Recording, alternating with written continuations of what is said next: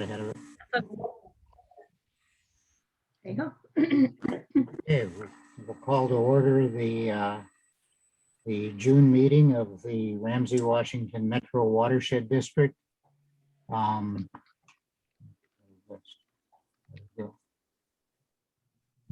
And all board members except for Val Elise are here right now. He's coming in right now, so we should have everybody. Okay. Okay, we are complete.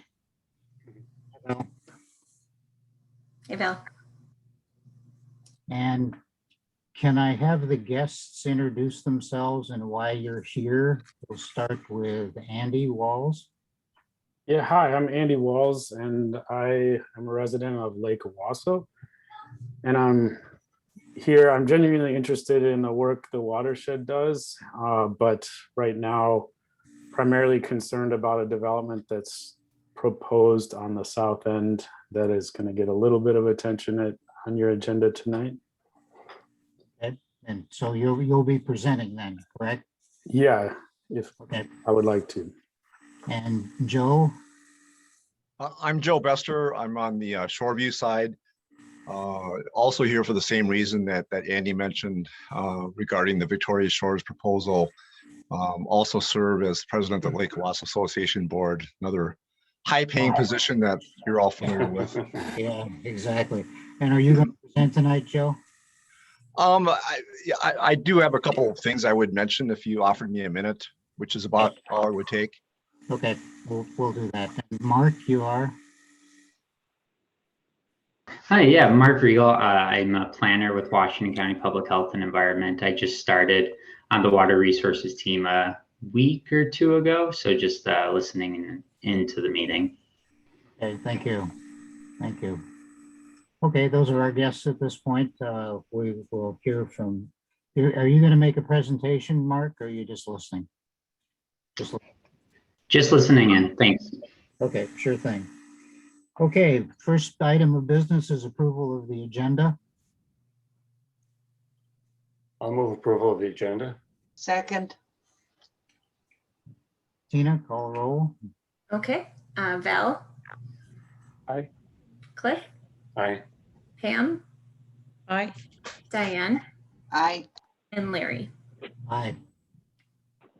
Second item on the agenda is the consent agenda. Do I have a motion to approve the consent agenda? I'll move approval of the consent agenda. I'll second. Any discussion?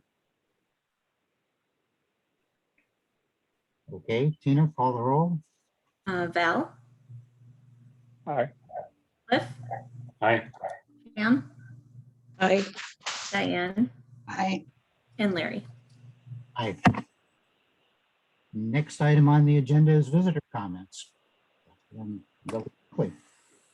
So we'll start, Andy, since we started with you. You're the first picture up here. Yeah. All right. Well, just a few comments and a couple requests. If you're not familiar yet, there is a development proposed at the south end of Lake Owasso along Lake Victoria in a federally and DNR recognized wetland area. You can see it behind me here in my Zoom backdrop. It's heavily vegetated. There's forest, a lot of forest along the street, a buffer zone with shoreline grasses, and then an aquatic bed that's just really thick with vegetation. It's very shallow.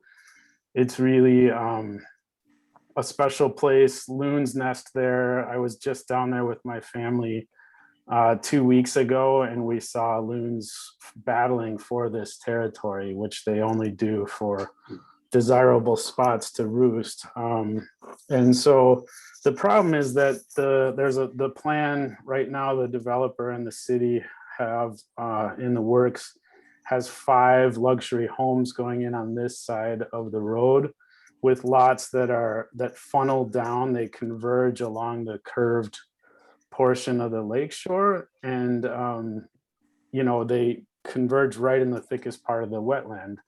And so these would be lakeshore lots. Owners would have riparian rights to install beaches, access paths, docks, platforms. And that combined with increased boat traffic would really just be a death sentence for this area. I mean, you can see, just one dock here with a channel cut on my side, and imagine, 5 of those stacked right behind me. And so we're just really worried about the impacts that'll have to the lake and the watershed as a whole. I don't need to explain to you guys that water quality can be affected, sediment released, phosphorus, nitrogen is trapped in there, and the increased human activity can release that into the water. We already have issues, flooding concerns, and tree removal here is not going to help. Just next door, there was clear cutting that happened a couple years ago by a previous owner that's gone unmitigated. And to the south, there's a senior home with big parking lots and a lot of impervious surface. So it's kind of already a compromised area. And just adding more impervious surface here, I think is going to have a bigger impact than might meet the eye. And so, the DNR thankfully recently released some comments recommending against platting the current plat plan. And, they're just recommendations. The DNR has no permit involved here. And I know the watershed does, but I'm wondering if the watershed would be willing to comment as well to an express opinion about the lots or about in support of the DNR comments. Or we also have a environmental assessment worksheet petition in the works that the city council will vote on next week. Possibly the watershed could express favor for that. I just worry that if you watch the planning commission meeting, the developer made it sound like the watershed was on board with this plan, when in fact they didn't even know about it, and we're just starting the initial permitting process. But the planning commission, approved the preliminary plat based on his comments, not the watersheds, which is why I think having it come from the source would make a big difference here, so the city council can make an educated decision to proceed with the environmental assessment or change this plan. That's all I have to say about that. I just want to thank the board and the staff here for the opportunity to speak and all the work you've done on the permit so far. Thanks. Thank you, Andy. Does anybody have any comments at this point? But we are going to be talking about this a little bit later in the agenda. No further comments? Okay, we'll talk about this when we get to that item under the permitting program. Joe, did you have a comment? I'm sure, just real briefly. I think there's a bit of a general fear right now that, the language that the DNR put together in this letter they sent was fairly strong or very strong, but there's a sensation that it's just going to be kind of blown off. In fact, the DNR told me at one point about a month back that it's not uncommon for cities just to blow off comments from the DNR, which is, I think, unfortunate. But in response to that, this group that Andy has gotten mobilized, it's really I think the city might have a perception of what are the acronyms, NIMBY and CAVE and banana type groups, but that's not what this group is. That it's really grown up organically under Andy's coordination and efforts to just respond to the sensitivity of this wetland and try to protect it, and that really we should be looking at livability of an area, not just always trying to maximize revenue. I mean, that's what companies need to do. And it's important for cities and governments to have good revenue, but I don't think it should be the end all be all, and that, a place should be a livable place. And I mean, it would be nice to see regulators that would take more of a visionary approach. I mean, try to imagine New York City without Central Park, or San Francisco without Golden Gate Park. I mean, it's just, those people had great vision to set up and isolate an area for, you know, for people. So it became more livable as a very, you know, urban area. And I would hope that there'd be some kind of a vision like that here on Lake Owasso to try to protect this. And, you know, it's not an exaggeration to say that, you know, loons might go away. You know, the loon nests are, you know, far and few between on Lake Owasso, and this is about the last place they can nest. And without a nest, I mean, do the loons go away? Is it really worth the risk of putting 5 homes in with, you know, no restrictions on the water to, you know, to have that kind of a risk imposed? But anyway, just, you know, the group that Andy's got together, it's not a radical group. It's a very middle of the road group that's just offering, you know, level-headed, you know, opinions, and we're hoping that the regulators would back that up. So thanks for the opportunity to comment. Thanks, Joe. Same thing, we'll talk about this, I guess, when we get to that part in the agenda. We have 2 other people who have joined, David, Phil, Platt. Yeah, David is here for a permit discussion. Okay. And Um, Laura, Laura is the president. Laura, who are you? Hi, I'm Laura Eder. I'm with Andy in that group. I'm just here to listen in. All right, thank you. Okay, thank you for your comments, and we'll get to that in just a little bit. That moves us on to the permit program. We have 2 applications to consider. We'll start with the Woodbury Edgewood culvert replacement in Woodbury. Yeah, so this project is to replace essentially some failing infrastructure. There's an existing culvert and retaining wall that's failing. So the city is proposing to replace that culvert, same size, and in doing so would require fill in the 100-year floodplain of Battle Creek.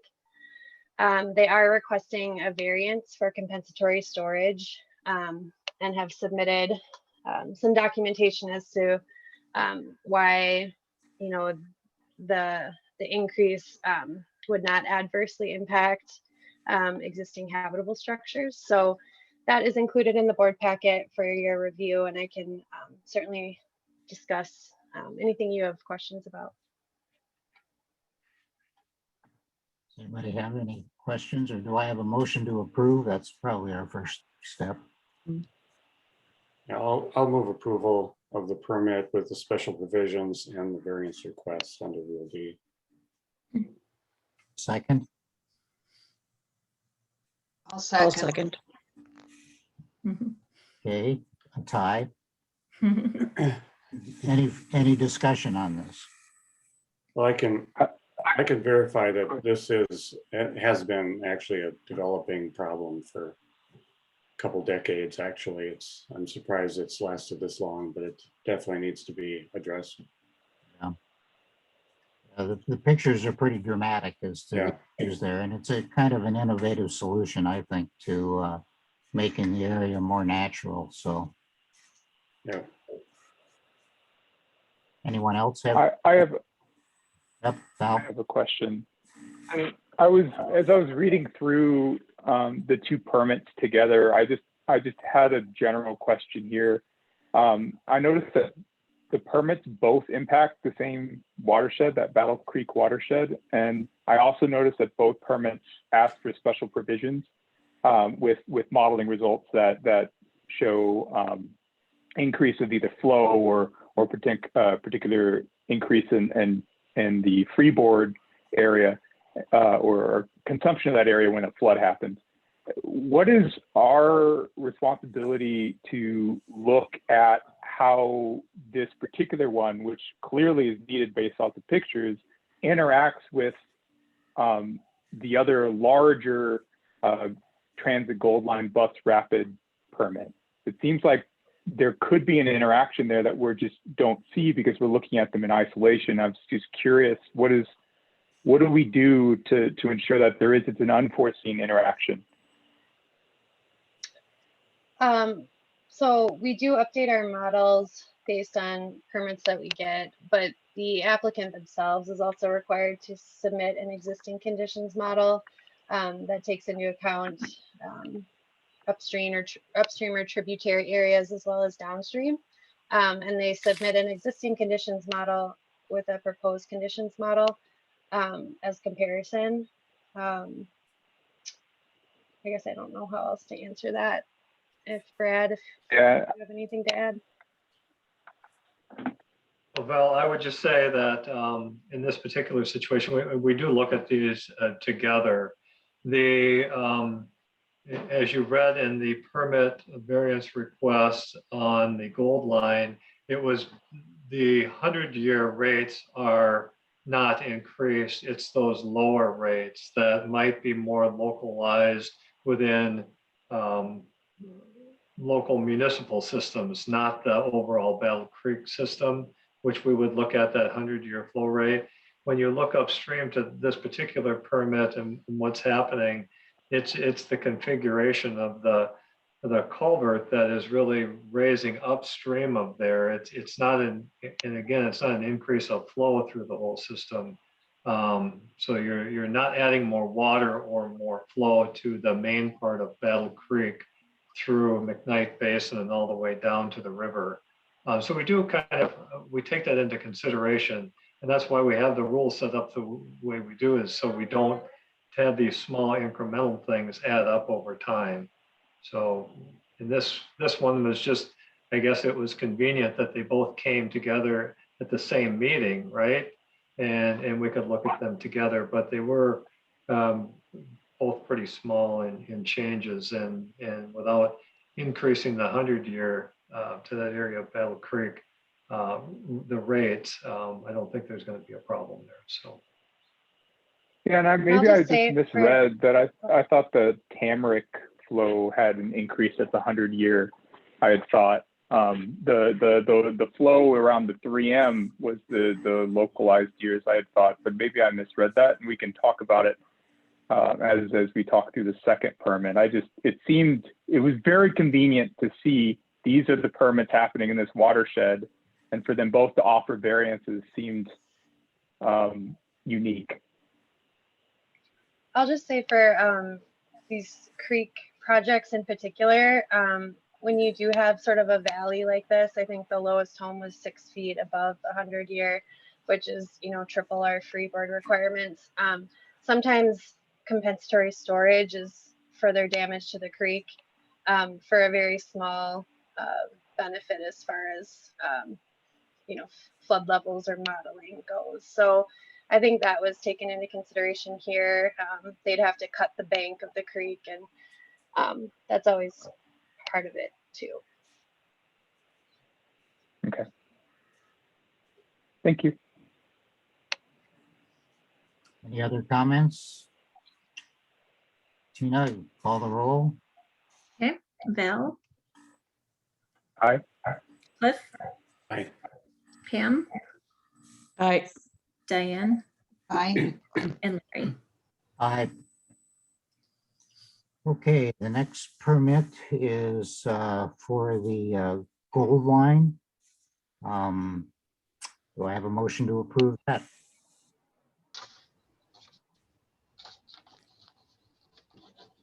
I'll move approval along with the special provisions and the variance request. Second? I'll second. Thank you. Okay, discussion.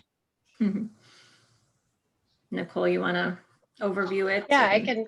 Yeah. I'll just preface this by saying this is years in the making.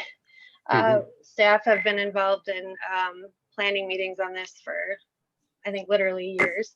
And then the design team much longer than that. So I did my best to include the most important information. I think the permit submittal was 3,500 pages. So there's a lot more to this project, but I was trying to provide sort of a summary for you.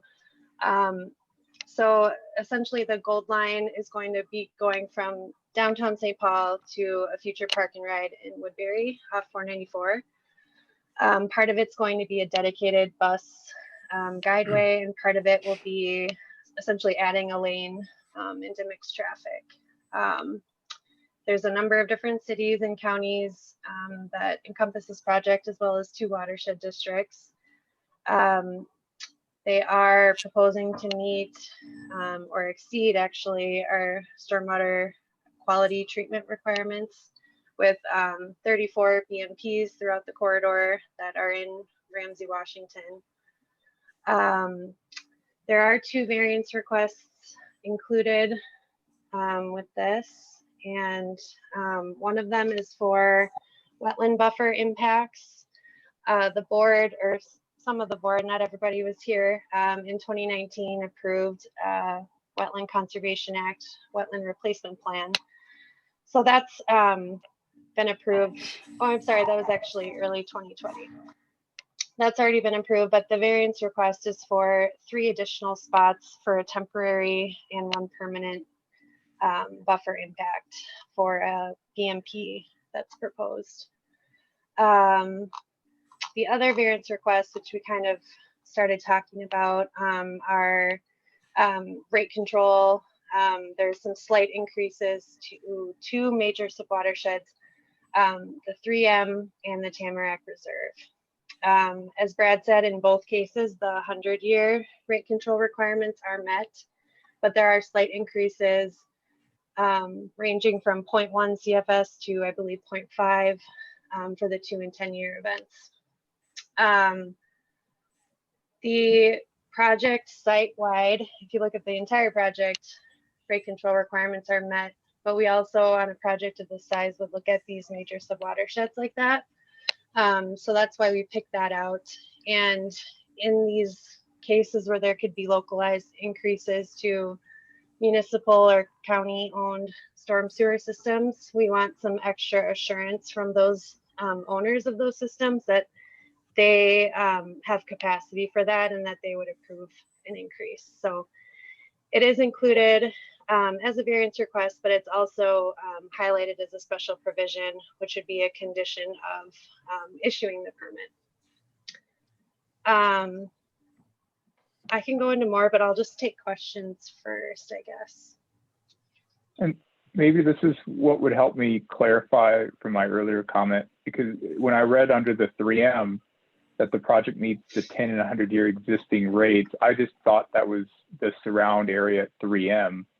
I did not broaden that out to the Tamarack Reserve outflow changes. So that 100-year was met considering both the 3M change and the Tamarack change, just to double check my understanding.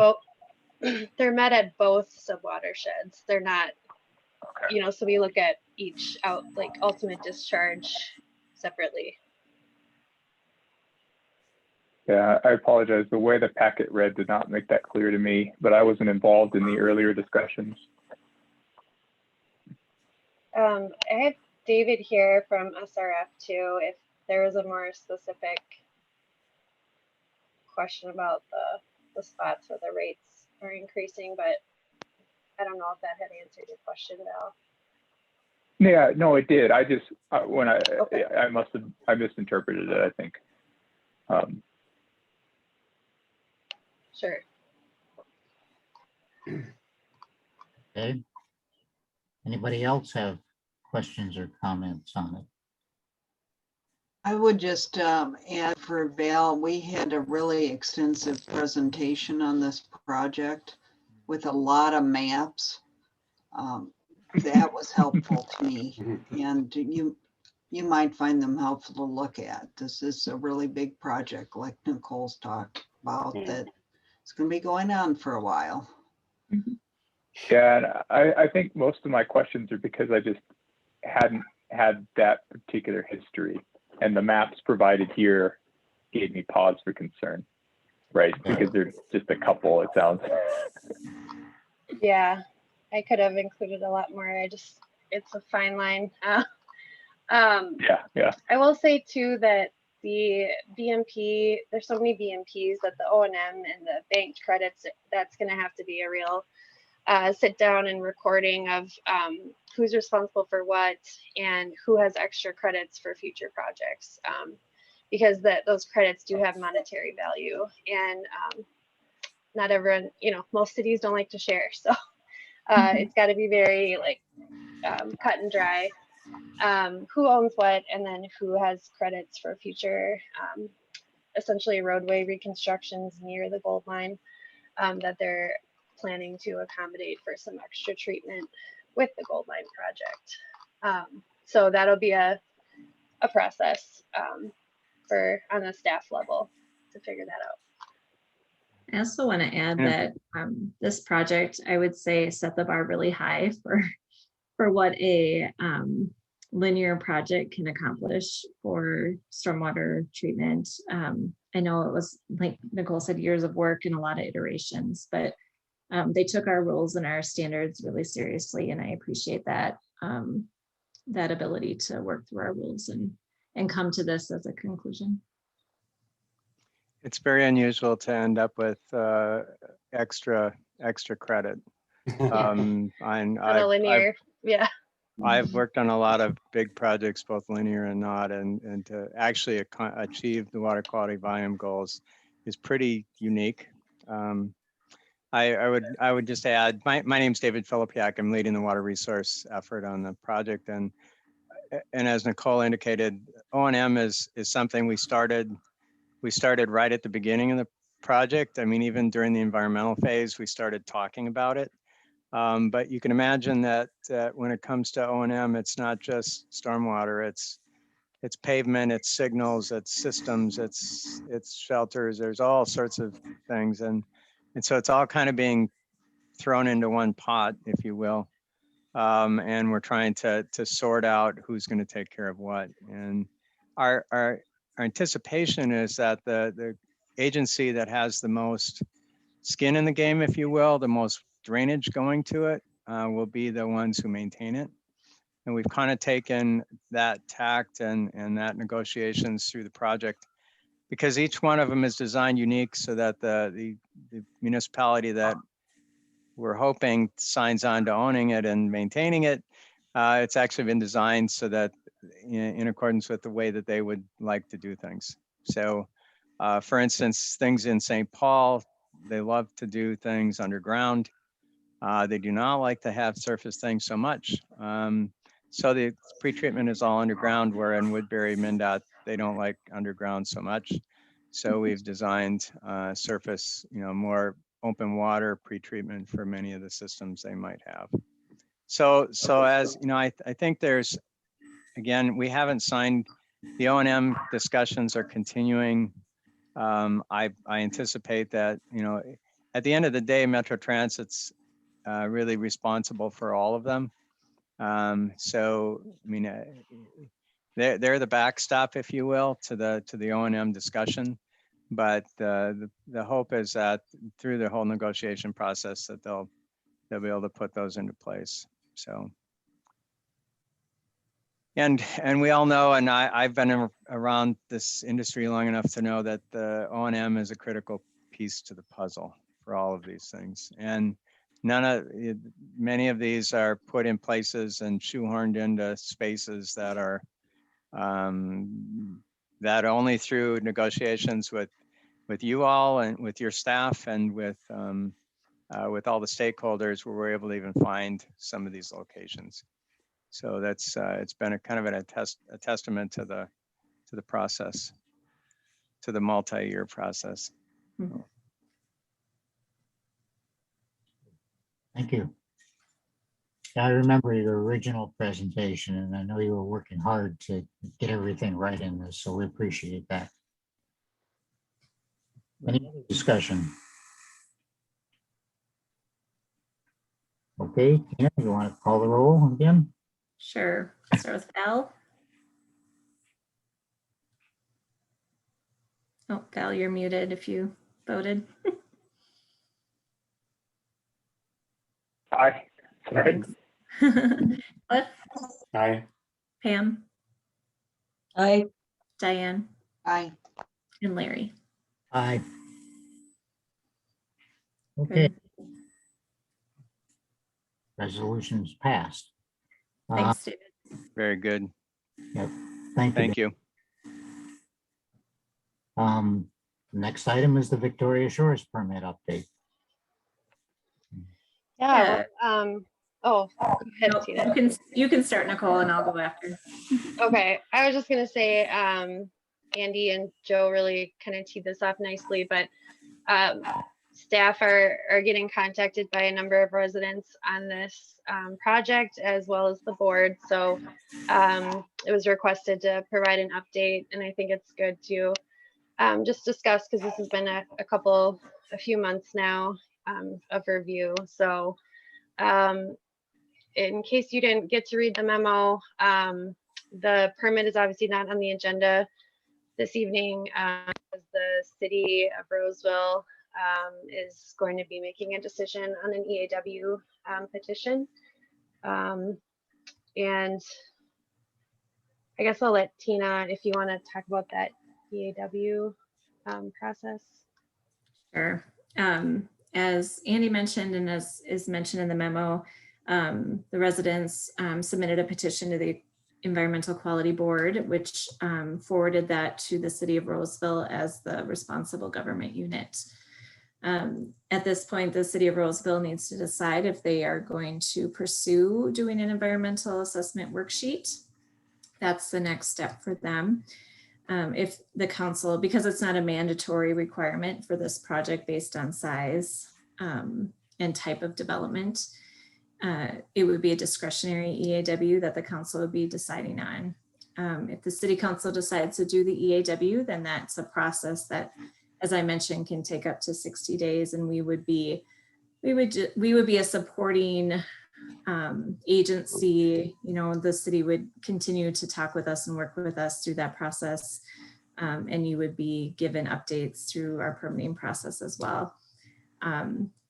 The point of an EAW, or environmental assessment worksheet, is to identify environmental impacts due to a project and make a determination on whether or not further study is needed to determine whether or not those impacts would be detrimental to the environment, which means they would go from environmental assessment worksheet and make a determination if an environmental impact statement is required. So it's a process that the city is embarking on. There was some mention of the Dnr Comment Letter. That Dnr Comment Letter was sent to the city a couple weeks back now. And that was in reference to the city's shoreland ordinance requirements in their statutes or in their rules. The DNR is the shoreline ordinance agency that works through that rulemaking process and then passes that down to the cities to adopt. So there were comments made by the DNR to the city about how the city is implementing their shoreline ordinances for this development, and also some recommendations on how to move forward, including reducing the number of lots, or at least reducing the number of access from those lots to the lake itself. There was a recommendation that asked the city not to plat to the water's edge and to plat upland, so that they wouldn't have access to the lake through their own individual lots, but again, through a shared access to the south of the development.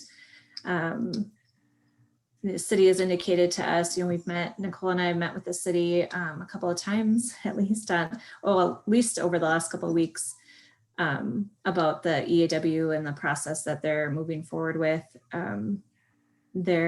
Our discussions with them have been around, whether or not they are going to continue, if they're going to recommend to the council that they pursue the EAW, which I don't know at this point what that decision is.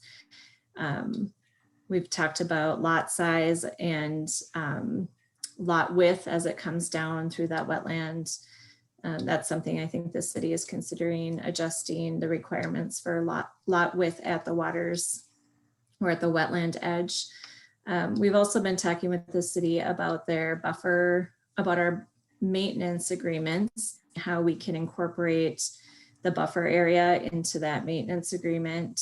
And we're working with Lauren, our attorney, on that as well as making sure that that agreement highlights the rules and requirements around wetland fill and the Wetland Conservation Act. We want to make sure it's real clear to the owners of those homes, however many there are, or where they might be located, that they are adjacent to a wetland buffer and a wetland system, as well as the lake shore. So trying to make sure that we have some real strong language around what can and cannot be done in a wetland buffer in a wetland area, and then which would go out into the shoreline. So we're continuing to work with the city staff and, providing our comments. Nicole and Brandon Barnes from BAR have reviewed their stormwater submittals as they've been coming in. There were still comments and questions about their last submittal before the EAW petition was filed. So we were still on a little bit of a holding pattern anyway with their stormwater plan, and anticipate that will change if the city's plans change as well. So one question that I have is timing, and I know we've talked about this a little bit before. Normally, it seems that when we get permits, the city is already permitted the project, and our job is to make sure that the stormwater considerations are taken into effect. In this case, it looks like we got the permitting request before the city even agreed that they were going to approve this development. Isn't it better for the city to decide ahead of time before we get involved and actually approve a permit? I suppose we can do the work to give a background, but how does that work? What's our policy on that? yeah, I mean, a lot of times they're working concurrently at the same time. We're doing it maybe on the same path. Typically, things are pretty straightforward, so they can do that. They know what their zoning requirements are and what their city requirements are, and they know what our requirements are, and they're meeting them both with their development. I don't know, Nicole, if you have a sense for how often they come to us first versus the city first. I don't. Yeah, I think it depends on the city, but I think that's accurate that a lot of it is concurrent and the applicant's working with both. And in this case, and in other cases, we work directly with cities as well to collaborate. And I frequently copy city staff on our review comments and things of that nature. With this particular project, there's a lot of concerns related to the shoreland ordinance and shoreland use, which is not necessarily something that our rules regulate. We also do not do zoning or land use. So there's some things that the city, the city should comment on, or I don't know the way I'm trying to say this, but there are things that affect the development where we could review a stormwater submittal, but if the city, changes the way that the development's going to be platted, for example, it's kind of a moot point. So, and it would cause a redesign. So I think in this case, it's good that we're working together, but there are some things that need to be fleshed out on the municipal side before we keep reviewing designs that may or may not come to fruition. That helps. Okay. My second comment is, where and how does our role as WACA administrator fit into this? Obviously, Yeah. when I look at the activities going on, it seems like no one seems to really want to accept responsibility for the wetlands directly with respect to this development. Sure. What is our role? What should be our role in this? Well, you're right. We are the local government unit responsible for administering WACA, or the Wetland Conservation Act. They did submit a delineation, and we've approved that delineation. The Wetland Conservation Act has specific definitions of impact. and not everyone may agree with what is an impact or what is not, but the act says that an impact is filling or sometimes excavation of a wetland, or conversion of a non-wetland, or conversion of a wetland to non-wetland. In this proposal and all the iterations that we've seen thus far, Victoria Shores is not proposing a WACA definable WACA jurisdictional impact. So, you know, while there may be an aesthetic or physical impact with like a dock, for instance, that's not something that WACA considers an impact. So we have to work within the lines of that. But we essentially would regulate and enforce any future wetland impacts if landowners are doing something in the future. But where there hasn't been a WACA impact for this development yet that I've seen. What about the effect of, I don't know if everybody's seen the mock-up of what these 5 docks would look like, or actually 6 docks close together. It's bound to affect the wetlands. Does that at all come within our jurisdiction? Does the board have any view on that? Or can we, is a better, maybe a better way to put it?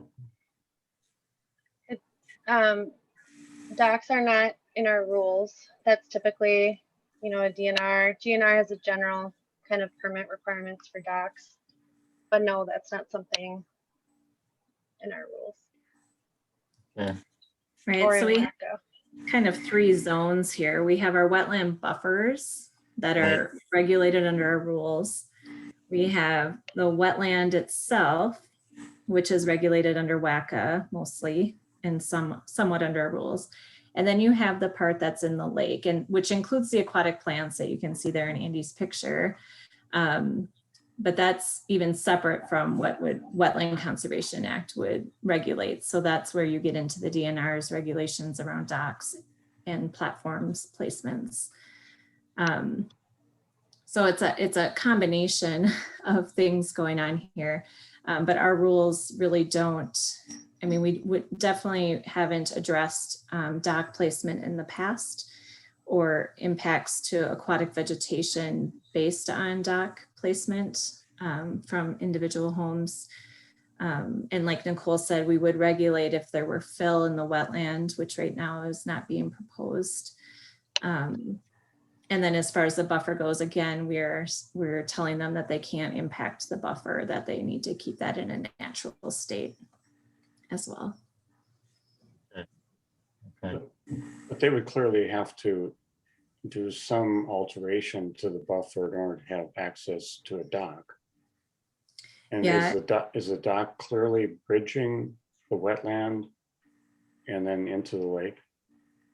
Or are they proposing to do some level of fill in the wetland to access the start of the dock? Oh. No fill. For a physical access, you know,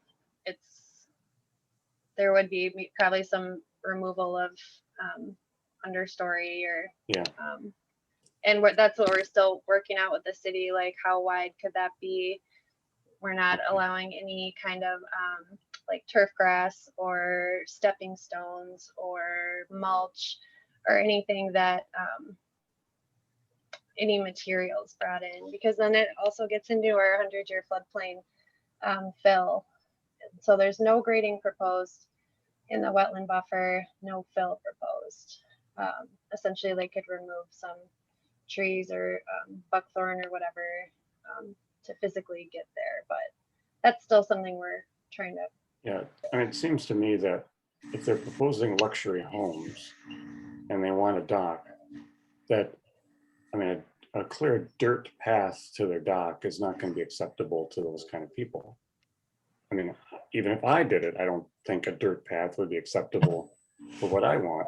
So I probably wouldn't even think about buying those lots. But obviously, there probably will be people that those lots appeal to. But if it's made clear that they can't do landscaping in the buffer and they can't do any kind of improved walkway, I'm wondering whether or not this is really going to appeal to people.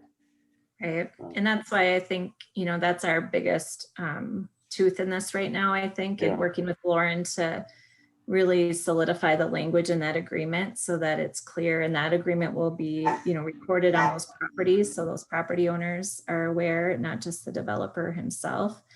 And, we can't regulate how he markets these lots, but we can make sure that the impact to those spaces is spelled, or the lack of impact is spelled out in that agreement. My concern is that those impacts happen very quickly.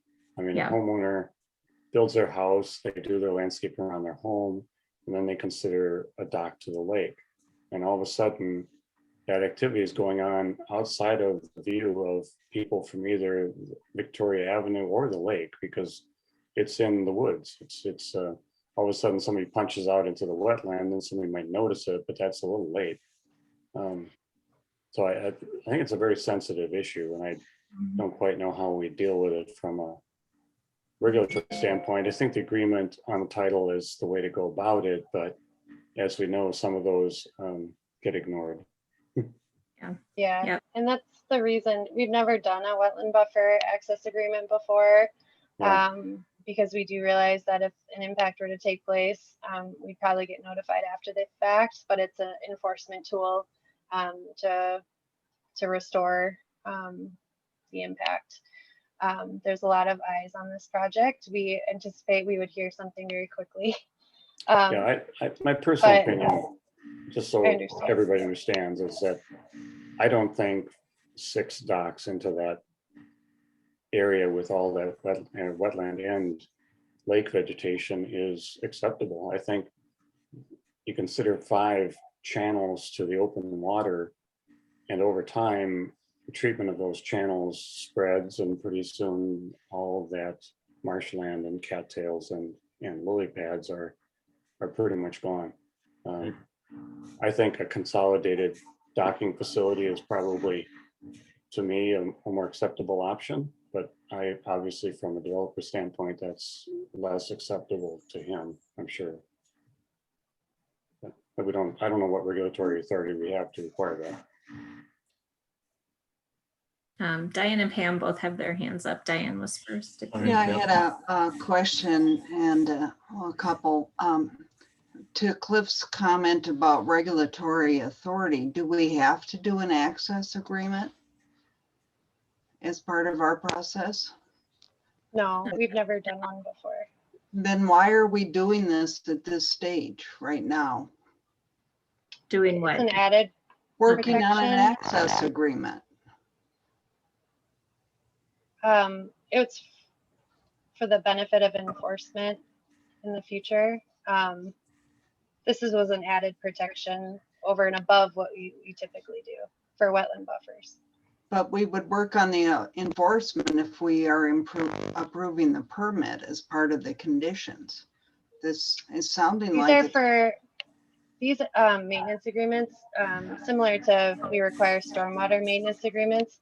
These are for the purpose of when the permit's closed and escrow's returned, that's recorded with the property, and it gives the district certain rights for access and for even doing improvements and essentially billing landowners. That's for Yeah, stormwater facilities. Yeah, and I think maybe you misunderstood when we said access agreement. It wasn't access for the homeowners to access the buffer. She was using that as a way of saying that it would write in act for us to be able to go on the property, inspect, make sure that they were following the rules. And that agreement would contain a number of provisions, protections for the wetland buffer, the wetland itself, and the lake. thanks. That kind of relates to my next question, which is, I don't think we've seen the DNR letter, right? No, I have it, and I know that Larry has seen it, but I So haven't. my question, not having seen it, is, are the things that you're working on with the city consistent with what the DNR recommended? I would say that our general comments as a staff are consistent with the DNR's comments. When we met with the city indicated that some of the comments the DNR made about how the city was enforcing their shoreland ordinances were incorrect. And so they were working with the DNR on making sure that they understood the DNR's comments related to that and could clarify or make sure everything was clarified. So I didn't want to send that out massively to everybody until the city had a chance to work with them, since it was in relation to their rules, and didn't necessarily impact how our rules are stated. But I would anticipate as we move forward, you would see more of that information, especially as the city council makes their determination on the 7th. Pam? Yeah, I just, I wish I had enough, was a billionaire so I could buy up all these properties and preserve them from development, but I don't, and I'm not. So, but, and as we know, as watershed district managers and staff, that we're limited in what we can do as a organization to prevent the development of such pristine lots. We can only, do what we do. And I just want to point out that, back when Marge was our president years ago, we put together a big pool of money to start investigating properties that the watershed district might buy to preserve and protect from development or to provide water quality treatment and whatnot. And I'm just wondering, like something like this, I imagine would be very expensive, but I'm hopeful that our organization can be looking out for properties like this, and that might be acquired simply to preserve, for all the reasons all of the neighbors are concerned about, and we are too. That's my comment. And just to clarify, there isn't a fund right now for that, for purchasing a property, for preservation. Okay, we have a fund, right? To do things that may include purchasing property. Is that not correct? Not for preservation. That's not correct? No. We do for water quality projects or flood control projects, but we did budget in 2021 for a wetland restoration projects, but we haven't set aside any money for purchasing a property. The district has the authority to purchase property in connection with capital improvements.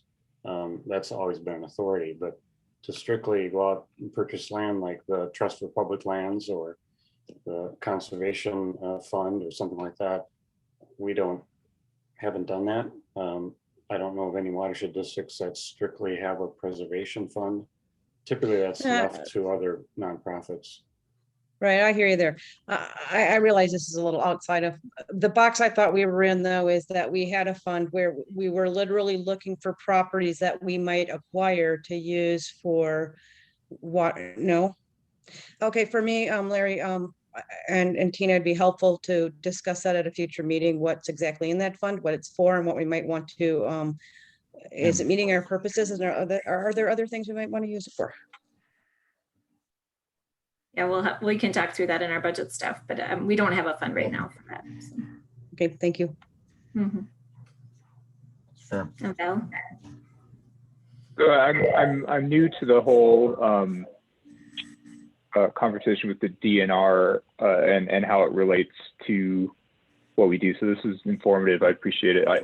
I'm curious. It sounds like the staff is doing their best to support some of the DNR requests, actions, comments, those types of things. What power does the board have to further support some of those recommendations, if any? Is that, obviously we can't, I think legally we can't say this is what you have to do, but it seems like one of the people who spoke asked about supporting recommendations. And I'm just curious, what is our ability process for potentially doing that at a board level? knowing that you guys are trying to incorporate the feedback at a staff level? Yeah, that's a good question. That's not something that our board has done in the past. I can't think of another time where we would have provided comments to a city, or the board would have provided comments to a city council about a proposed project. So I can't really speak to, precedent for that, because I just don't believe there has been. Typically, we work staff to staff on making sure that things are being met under our rules and under our requirements. And then in this case, like we've been talking about, this extra agreement, this extra tooth that we're trying to put into this project, the city is a partner on that as well. So they would also be named on that agreement. Since we haven't talked about that yet, it would be a dual agreement with us and them. And I like the idea of the additional agreement. I'm actually curious how much power or teeth it actually would introduce in the equation, to be frank, because I don't think real estate agents are responsible for disclosing every single thing, and signing those mortgages. You're signing 1,000 pages of documentation. So, I could see a homeowner excited to be on the lake, just totally missing it. Me, myself, missing the fact that I was on an HOA that I didn't know about. So that's my own oversight. So that's all. I like the idea. It provides us a little bit of power, but I think it's, unfortunately, it feels like power in a fight that we're not even in. You know what I mean? Mm-hmm. Yeah, I mean, that's certainly always a concern. Since it's tied to the property, it would be part of their closing documents, when they're closing. And Lauren, you can fill me in or jump in if need be. But yes, there's a lot of paperwork those days. We could also plan to do, an educational, this is looking down the line. So depending on what's built and how it's built, and, we can make contact with those homeowners specifically after they've moved in to make sure they're aware of this agreement, and, provide some education about what it really says and means. In some cases that might be too late because they've purchased something, they think that they have one thing, but it's actually another. So, but again, I'm not sure how to get around that as far as the developer and how he markets the properties. But. And I apologize, I don't mean to take so much airtime, but I remember looking for a house myself a few years ago, and there being I was looking for lake properties, and this particular lake property actually had a border fence around it that says this is a protected wetland. Have you evaluated some of those types of things, especially with the importance of this buffer? Yeah, Nicole, you want to talk about our signage requirement as well?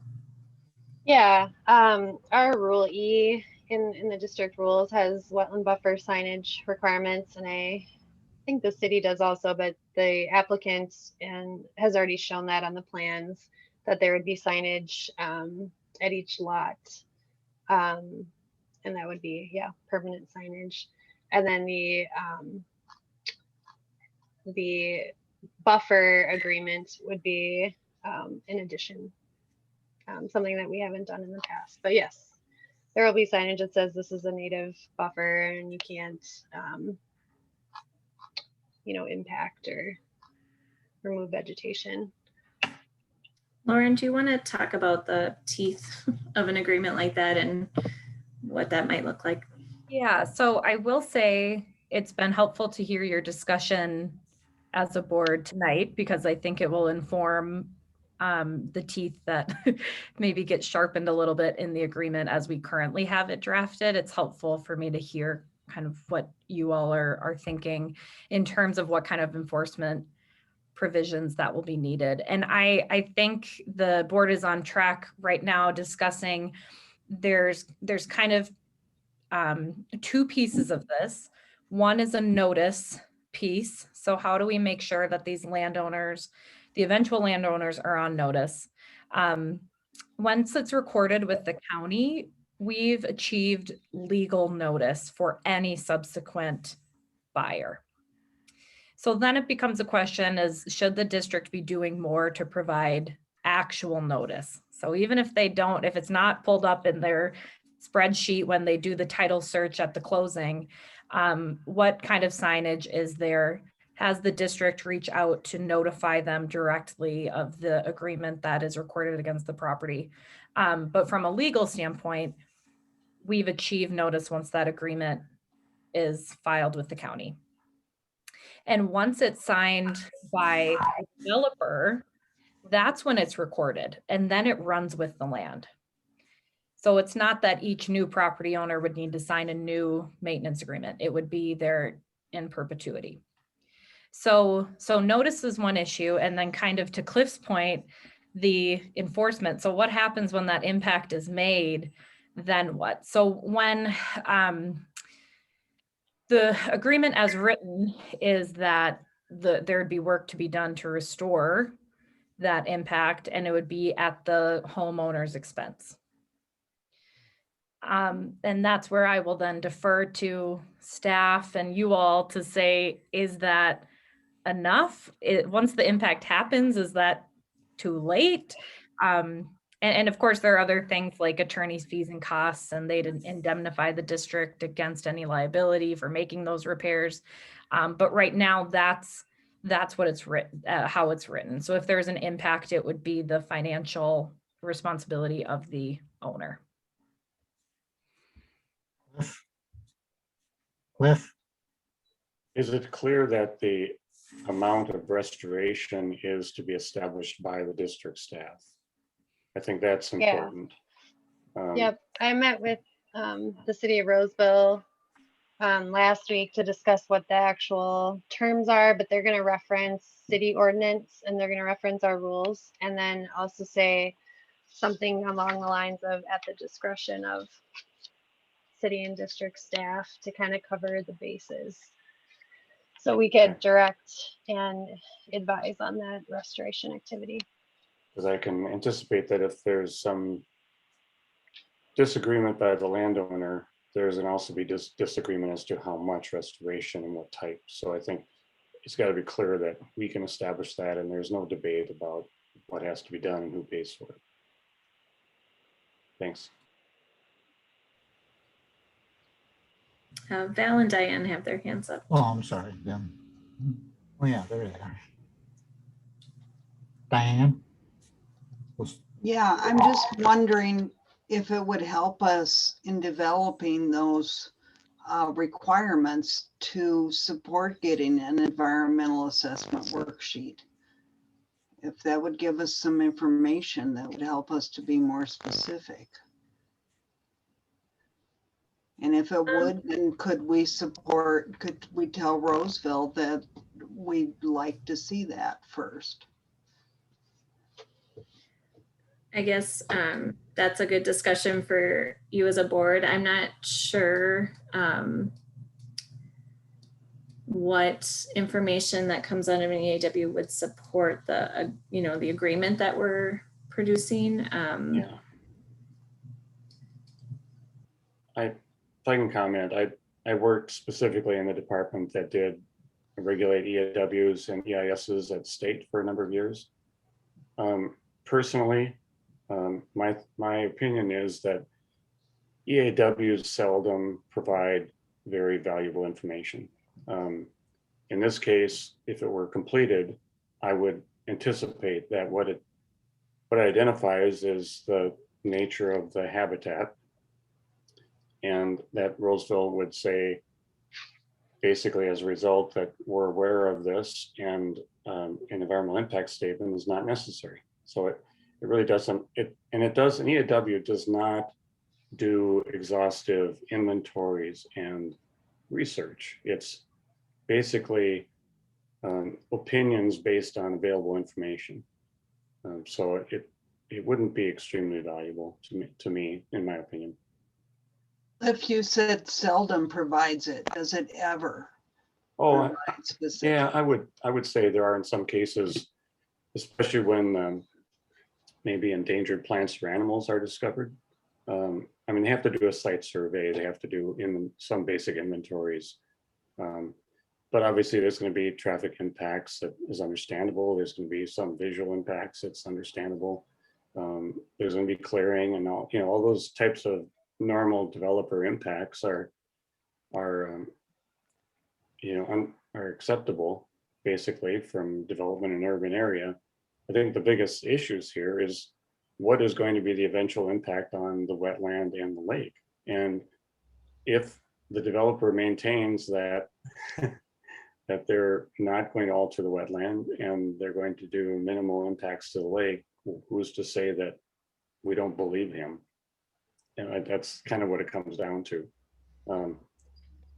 Unless they brought in somebody that says, well, you literally couldn't provide 5 dock access points without significantly damaging the vegetation habitat of the lake. I mean, that would have to be a conclusion before there would be any alteration to this plan, I would think.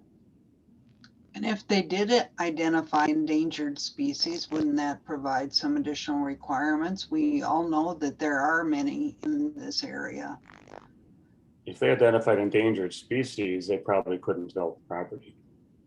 I mean, that's probably pretty much that simple.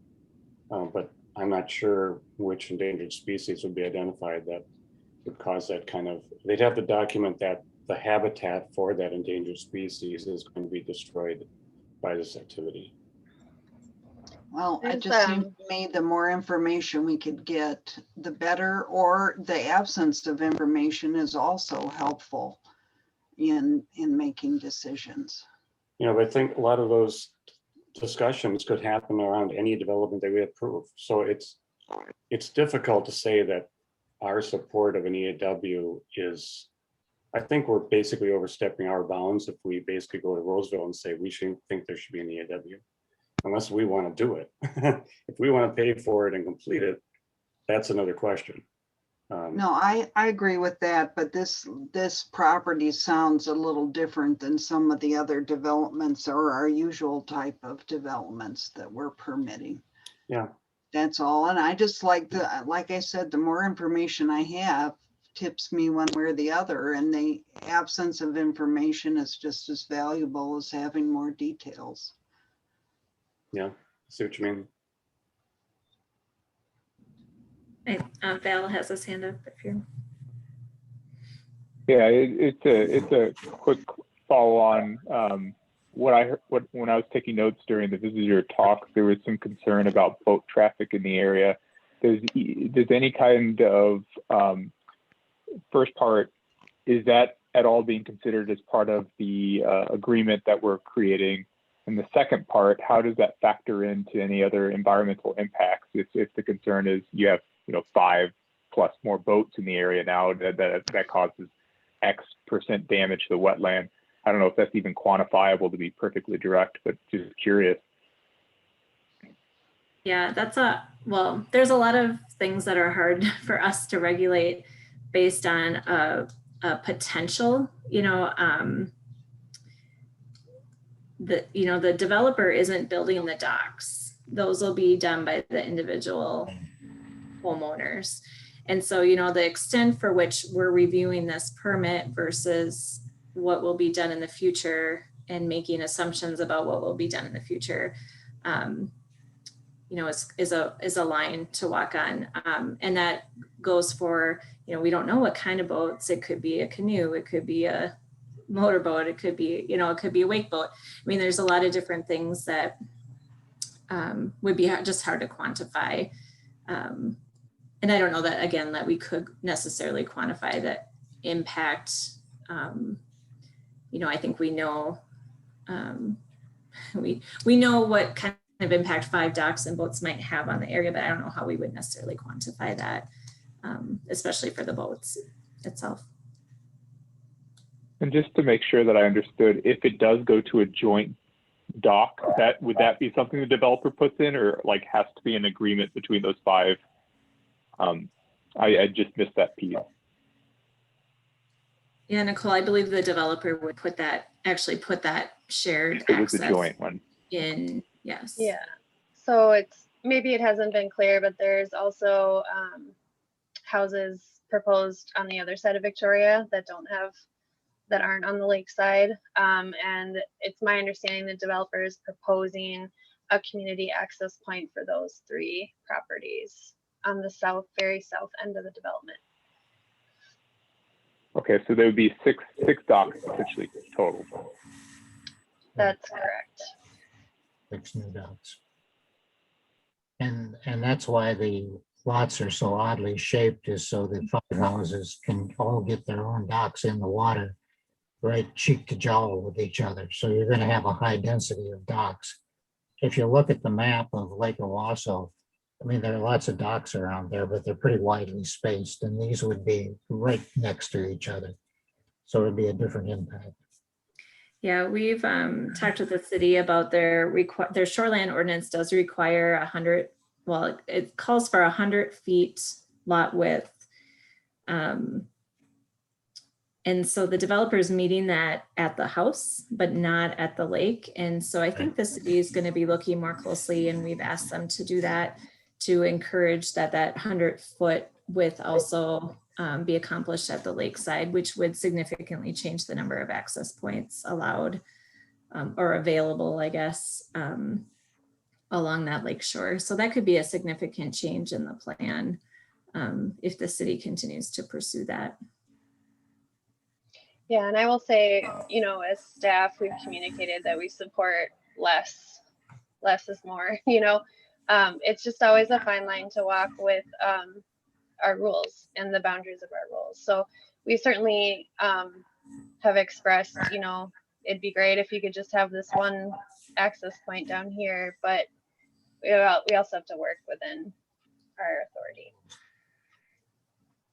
Is the board interested, or can we have a resolution to support our staff completely in their efforts to, as far as possible, mitigate the effects of this development or any development on this wetlands?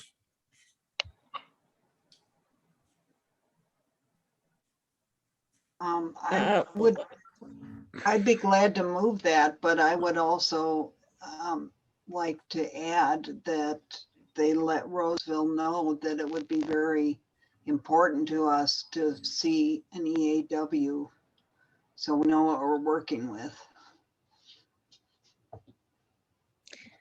I just want to pipe in. I just would hope and I think that our staff does that all of the time, and that we wouldn't need a resolution to state that, because that's what they do, and we're trusting them to do all of the time on our behalf.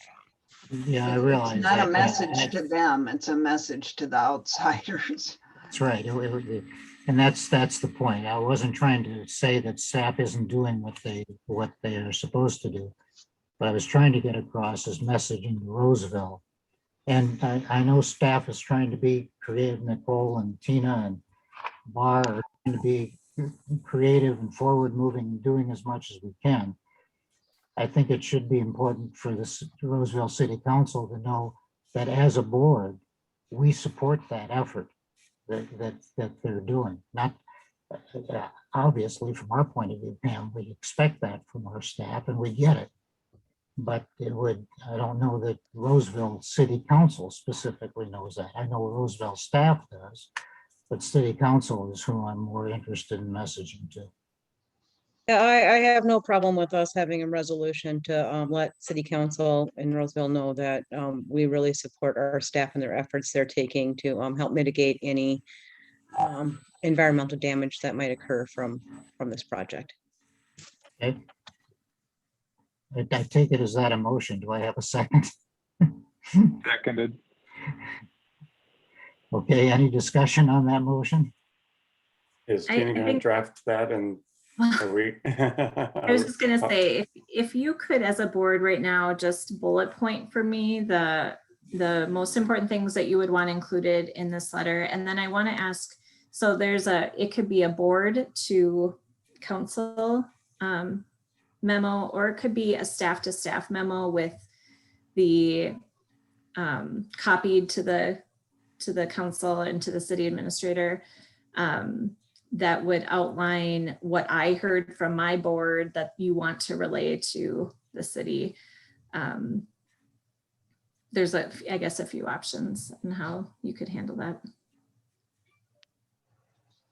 I kind of personally think it would have more impact being a letter from Tina to the staff and administrator of Roseville that this is the clear message I received from my board through resolution, whatever, that we pursue these actions. At council to or board to council, I'm not sure, when they would see that and what impact it would be, but I think the staff would hear that early and be able to use that in its negotiations with the developer. Okay, would Roosevelt staff then be, I presume they would, be interactive with the board when they're talking about this on the 7th of June? With the council? Yeah, so if we took that tack of going through staff, that staff would communicate that to the council, which would be a better way to do it, I agree. To say, look, we've been working with the watershed board and they have some, ideas about how we should approach this. We want to make you aware of that. Well, what if we make it a letter or email or whatever it is to the city administrator and copied to staff and the council? Yeah. So they all get it. Yeah. Yeah, that would be my that's how I interpreted what you said initially, right, Tina? Is that you would send it to both. I agree with that. However, whatever conduit you need to get there. I mean, they got 2 working days effectively before they have their meeting, so it's spread it out. Yeah, I would probably email it just so that to make sure that they received it. Yeah. Yep. And the EAW isn't really the end of the trail, because they still have to approve the developer. And as I understand it, there's lots of modifications going on because of how Roosevelt City Council sees it. So I think they're going to talk about the EAW, but that may not be all they talk about, and that may not be the end of the trail. Yeah.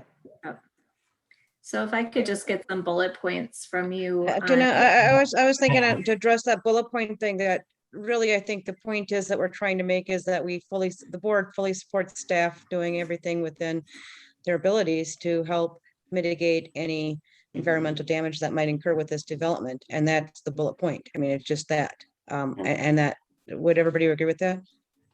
I would say we reference or bullet point under that these particular concerns. One would be maybe the number of access points to the lake, number of docks. Our concern being the ultimate impact to the wetland and the lake vegetation adjacent to the development. That 100-foot thing you mentioned, Tina, about 100 foot being up here, but not down at the lake, that's really important. And I think mentioning how difficult it would be to enforce these requirements without frequent inspections. We don't want to add that to Nicole's workload.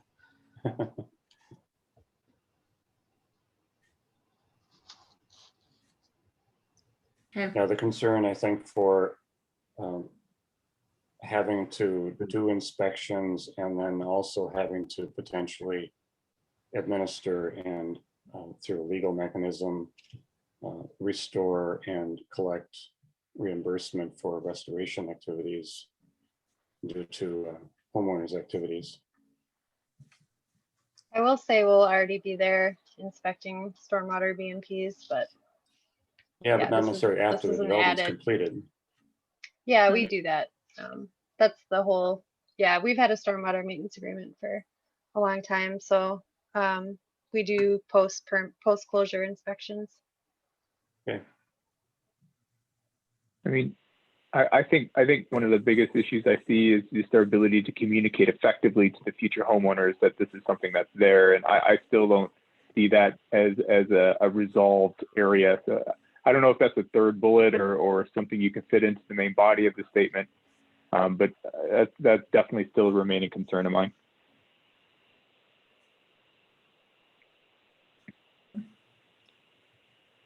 Diane, you had mentioned something about the environmental assessment worksheet. Did you want to see that in? I didn't want that to drop. It sounds like Cliff doesn't find that as valuable. Maybe these bullets are more valuable. I don't know if that's your opinion, Cliff. I just wanted to get some clarity there. It would just help me if the environmental assessment worksheet, you know, didn't find anything of particular concern that just takes care of some of our concerns. If we don't want to wholeheartedly endorse it, we might just kind of suggest the same to Roseville. So I don't know how the others feel. I'd like to see it. I think one thing I'll just say about that is, I mean, it can be in the letter or not. I think the other bullet points support the need for further assessment of the area based on our concerns. So whether or not we specifically say you want them to do the EAW, or, you know, we want them to take special care because of these reasons, probably would get the same result, but. Yep, I agree with that, Dana. I agree with that, and I'll chime in just to say it puts me a little bit more at ease than the idea of the district making a recommendation on a petition that's within the city's purview.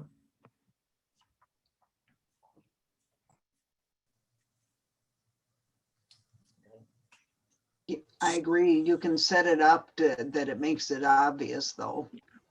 Yeah, I think so. I think I can do that.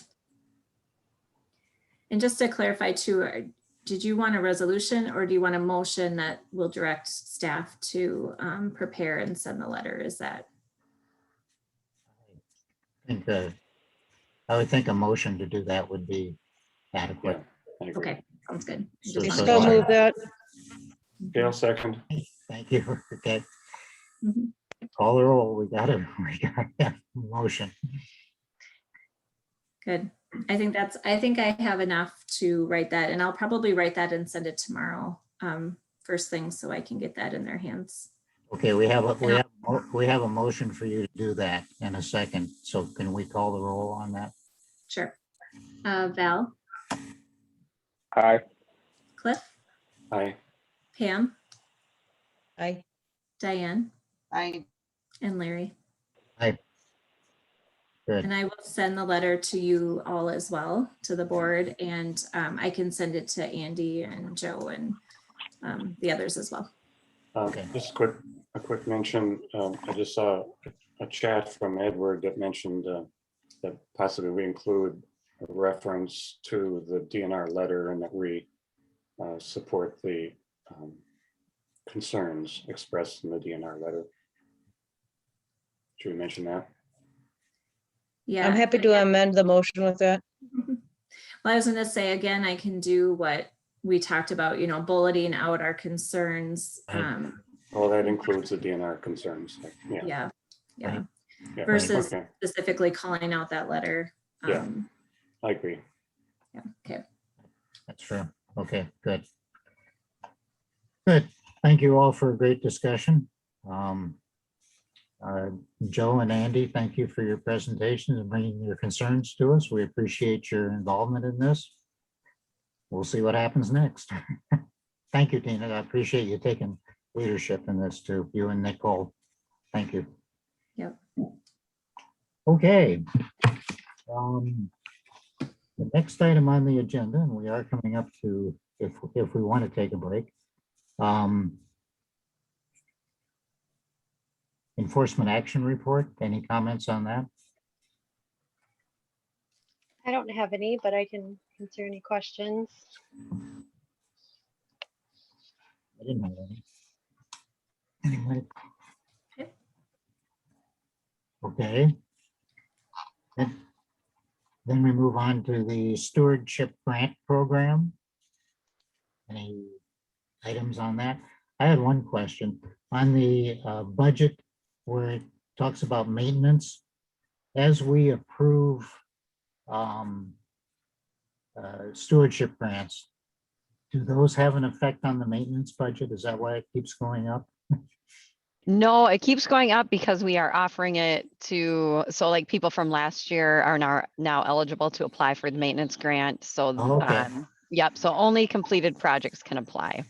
Okay, all right, thank you. And those don't come to the board. Those are staff approvals. So that's why it Okay. keeps going up and you don't see them. Correct, That's, yeah. that's fine. I I didn't say I wanted to see him. I was just curious. Good. All right. Anything else on the stewardship grant program? Oh, good. We have a stormwater pollution prevention plan annual report. Is there anyone here from the public that would like to make comments on the stormwater pollution prevention plan annual report?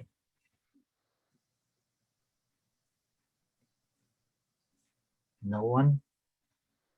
In which case we will conclude our public comments on that. Do I have a motion to approve the stormwater pollution prevention plan annual report? I will move that we approve the annual report and authorize the administrator to submit the report to the MPCA. Seconded. Second. Discussion. I have a discussion. Did we resolve the issue of 0 public comments? Yeah, Nicole's gonna uncheck the box. Okay, thank So you. there, when it Yeah. talked about IDDE issues that were reported, it says there were 7 found, 2 of them by staff and 0 from the public.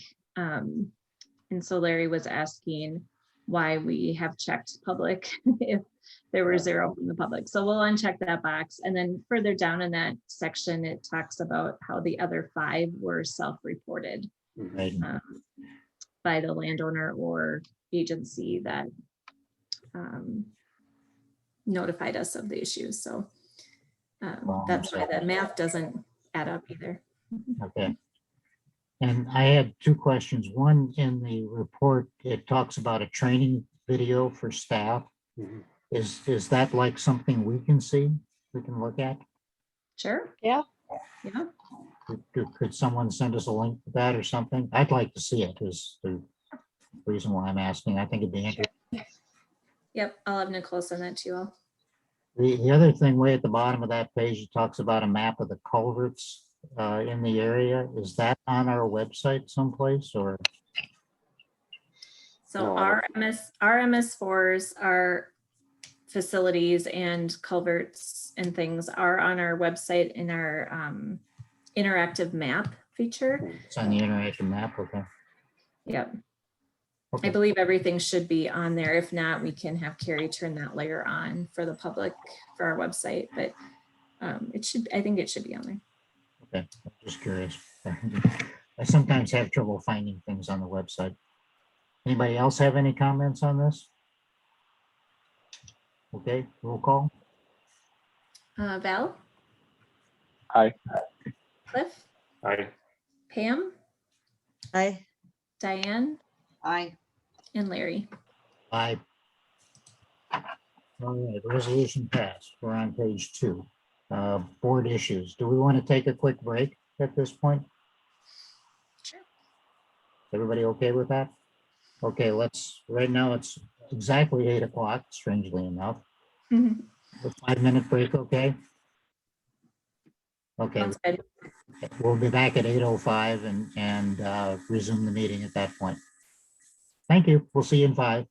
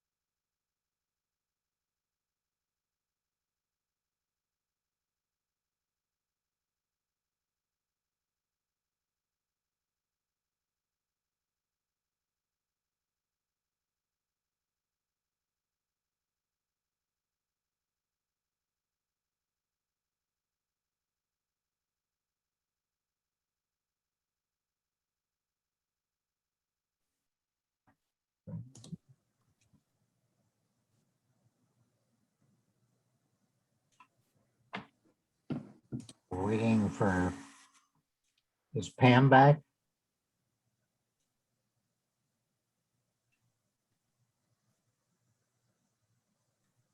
Oops, yep, I'm back.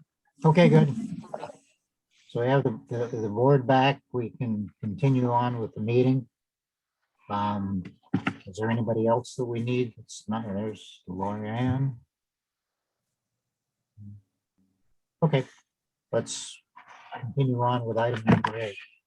This is where we talk about issues at a board level rather than having to do with specific instances. Many of the things that were on the agenda from last month have been moved into Tina's wheelhouse. Lucky Tina with that. The one thing I wanted to follow up on, it may be further follow up, is the maintenance strategies and processes and policies that we had an excellent presentation on last time. In that presentation, or right at the beginning, Brad asked the board about things that they could do better, things that we may want to look at. First thing, and it was kind of it was a long meeting. It wasn't kind of a long meeting. It was a long meeting last time. Do any of the board members at this point have any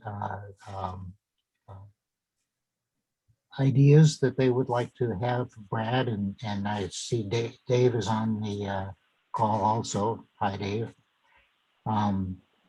About the maintenance presentation. I'll just say to start, but I thought it was an outstanding presentation. To show you what kind of a life I have, I've watched it 3 times.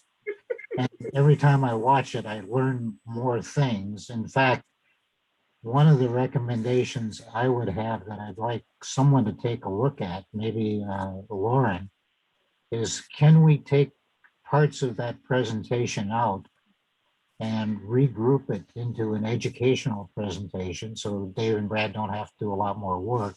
Maybe edit it out into a shorter presentation that we could post on the website to help educate the public, because there's so many really good things that are going on. And I also understand the comment was made, a lot of these things are just getting started, they're in development, but still it has great, I think, educational and PR value for the public if we could do that. So I would like to start out by saying, I would like Lauren or someone to take a look at that to see if there's a way that we could repackage it slightly and use it for educational purposes on the website. Yeah, I can talk to Lauren about that. I mean, we certainly can. The technology is there to, like you said, edit it out. Yeah, and the presentation was being shared at the same time, so that would be there. Yeah, I'll talk to her about that. Yeah, because again, sometimes we have the PowerPoint slides, but they don't tell the story the way that 2 people providing narrative can do to explain things and what's going on with that. So, yeah. So, additionally, are there other things that other board members have thought about after this presentation that we may want to address in the area of maintenance? Diane. You're muted, Diane. You're muted. I see that, thanks. Yeah, okay. Couple things. We briefly touched on having a accessible way for people to report problems or ask questions about maintenance issues. And I wondered if you've given any more thought to that, Tina. I think we should have something that's really obvious, some little short form, you know, what it is people have a question or a comment or a request about. And then I think we should have some kind of a policy on response, like response within so many days or a week or a Yeah, day, whatever. We do have it's on our contact us page. We have a link that says report a problem. And that, like I said, it has been used quite a bit in the past. We get some reports on issues or concerns that people have. So I think people are able to find that if they get to the contact us page, which is most likely where they'll go to try and get in touch with us. And then, yeah, I mean, internally we have a policy. We typically are responding within one business day, at least to get more information. And then, you know, if we need to get out in the field to check on something, then it would be another day probably before we would get a response back. But so I would say, yes, we have I would say 2 business day policy for responding to those inquiries. Great, thanks. Can I The other, add to yours? Oh, sorry. go ahead. What I have always found works for some people, because you're going to get a lot of repeats, is maybe making those comments public, or maybe encouraging them to use a public forum like the Facebook or some other mechanism, so they could see that, you know, there is an area of concern for multiple people. Have you thought through any of that at all? Because I looked and I found the contact place at digging, but then I couldn't find, you know, oh, was this published anywhere that this was found, or how do I find that, like, oh, my neighbors are concerned? I'm just curious. Yeah, we just sorry, I was just trying to dovetail on yours. Yeah, no, it's good. You know, it's been our experience that we don't typically get multiple contacts on the same issue. It just hasn't been historically how that's happened. If we were, you know, I could see that being a bigger, something we would look at more specifically, but that hasn't really been an issue. We just haven't had a lot, you know, when I say we get multiple, we might get 10 in a year, right? So like 1 a month, maybe even at the most, contact from specifically through that report a problem. All that being said, you know, we have contact with different residents in different ways, but through that form, I wouldn't say that we get that enough that it would warrant needing to post that information.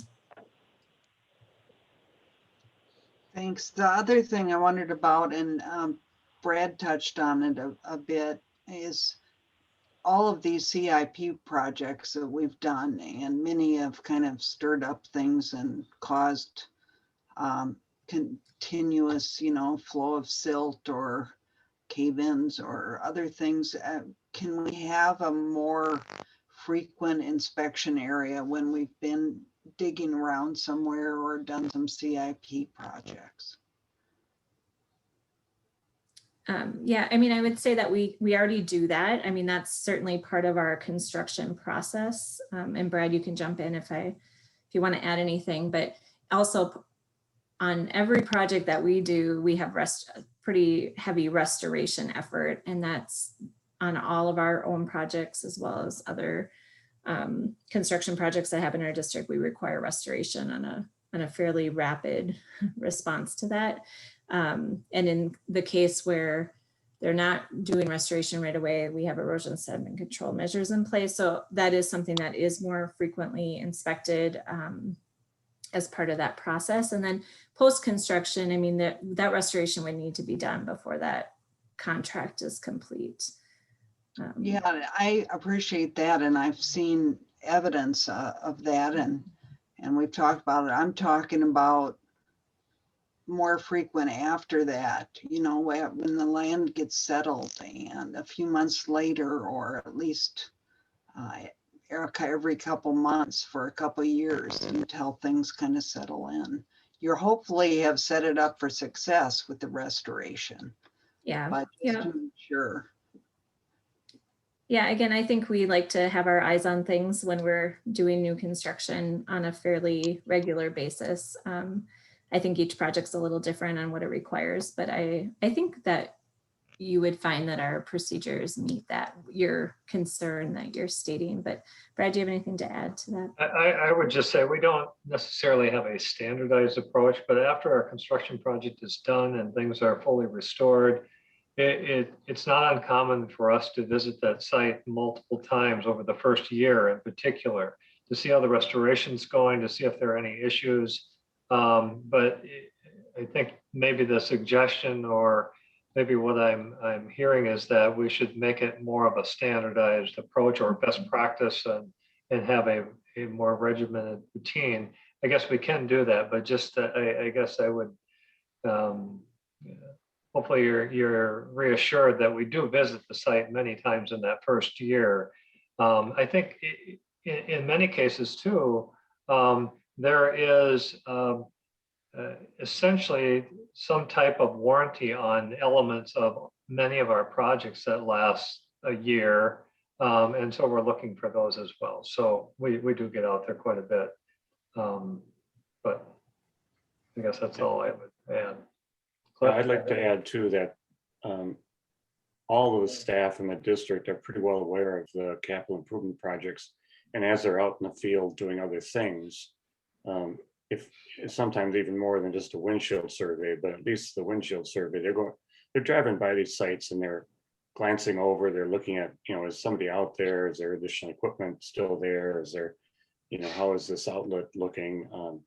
And a lot of times I think that they actually get out and they walk some of these sites. So it's, I think especially the new sites, my experience in the past was that I wouldn't doubt that there's a dozen visits following completion within the first year, if not more.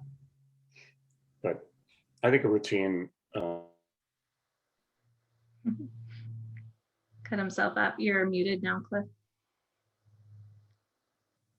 I would think as we do our procedures booklet that maybe we actually do a common practice of X inspections during the first year and document it. Sure. Oh, Larry, you're muted now too.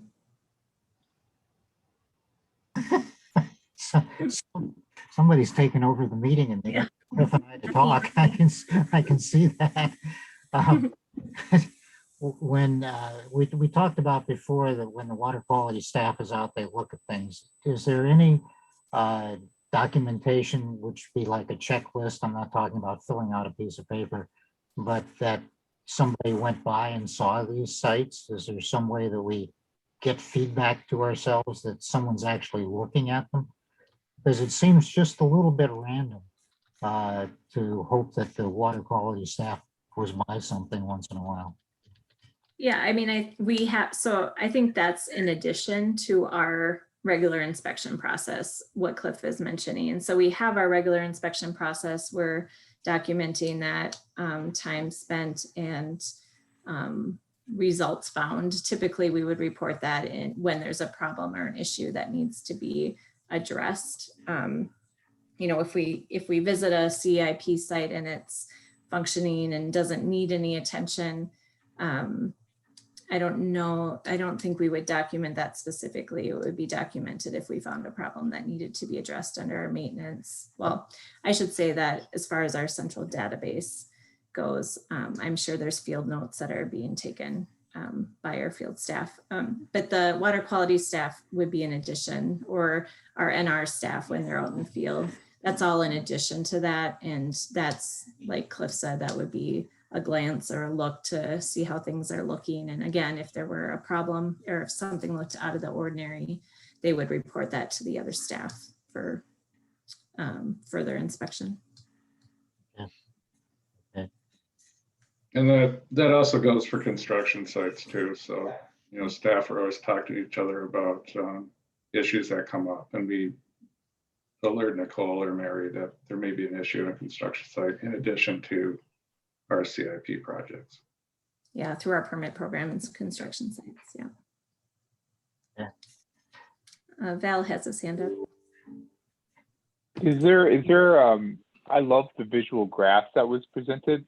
As Larry said, that would be hugely educational for the public. Is there a mechanism to show the public that this is being inspected at this point in time, just to let them know that, look, this is ongoing, these things are happening? I don't believe it's in the interactive map, or at least what I've searched. Is there any, do you think that, I kind of think that there could be some public benefit to see people are inspecting these and that it has been inspected and this is what we think it is. It's kind of where I was leaning, but I have a second point too, but it was more of a hurrah to Dave. And I could just say that really quickly. After the meeting, I learned really well by execution, and Dave volunteered to walk me through a creek inspection. So I'm quite excited to get wet and see how that goes this Friday. So I wanted just to say that's a huge thank you. That accelerates my learning, and I appreciate it. But sorry, I just wanted to call that out while I was talking. He's saving up some trash racks to be cleaned too, so. he Right, will yeah. help with And, that. and I'll just say as a side note, Dave probably doesn't know this, but Dave was down here last week or this week, it's hard for me to remember, and noted some major holes in the pathway out here. Dave, they came and repaired them all yesterday and today. They had crews out here, they're all gone, and they've all fixed them. So thank you for working with Ramsey County on getting that taken care of. Amazing what a little bit of spray paint and just sending a picture does. Yeah, yeah, they were out there. We had good conversations with the guys too. So. Well, and the importance of you doing it because they've ignored the residents' pictures and requests. So it really helped. Thank you. Dave's good at getting No stuff problem. done for sure. Good stuff. Thank you. The comment about the, posting our maintenance results or process on our website. I think that, I can talk to Lauren about this. I think what Lauren would say is that might not be a huge draw to our website. She'll be evaluating. I think that's a good comment that she can put in this queue of things for our website for the future, this future redesign and future pages that we're looking at over the next several months. But she certainly has tried to up our social media presence in that way to show kind of all the different ways that we're out in the community and working on in the neighborhoods, and maintenance has been one of the things that she's tried to highlight a little bit more specifically, because it's such a huge component of the work that we do. Yeah. And I know when I apologize, Larry. No, well, I was going to say, just to back up what Val's point was, as we walk around the area here, there's no shortage of experts on how the area works and things are going on, but they don't find information that's helpful to them on the website. And this would be something that I think would demonstrate to them that we do know what we're talking about and we are doing some things. And so from that point of view, it depends on who you're trying to draw to the website. As I pointed out before, a long time ago, I guess, Maud is trying to deal with this issue of a dual website, one for the general public with fun stuff and facts and things like that, and another part for the more technical part of it. And so this I think would be a real benefit on the technical part to show a lot of these people that, hey, there are a lot of things going on that you should be aware of because they're actually addressing a lot of the concerns that you have. And I was going to give a tangible example. I know talking to neighbors, I've actually referred them to the interactive map a couple of times. And to be frank, they were like, oh, I didn't know that existed, or it wasn't really clear to me. And so I'm hoping that even through communications through myself, other communications with the board, directing them to a location where there's consolidated useful information would be really nice. Yeah, I think that was one of the comments that I've given to Lauren about our mapping, or this, providing that information through that mapping tool, is that we should have one map that conveys that information, and people can pick and choose what information they want to see on that map.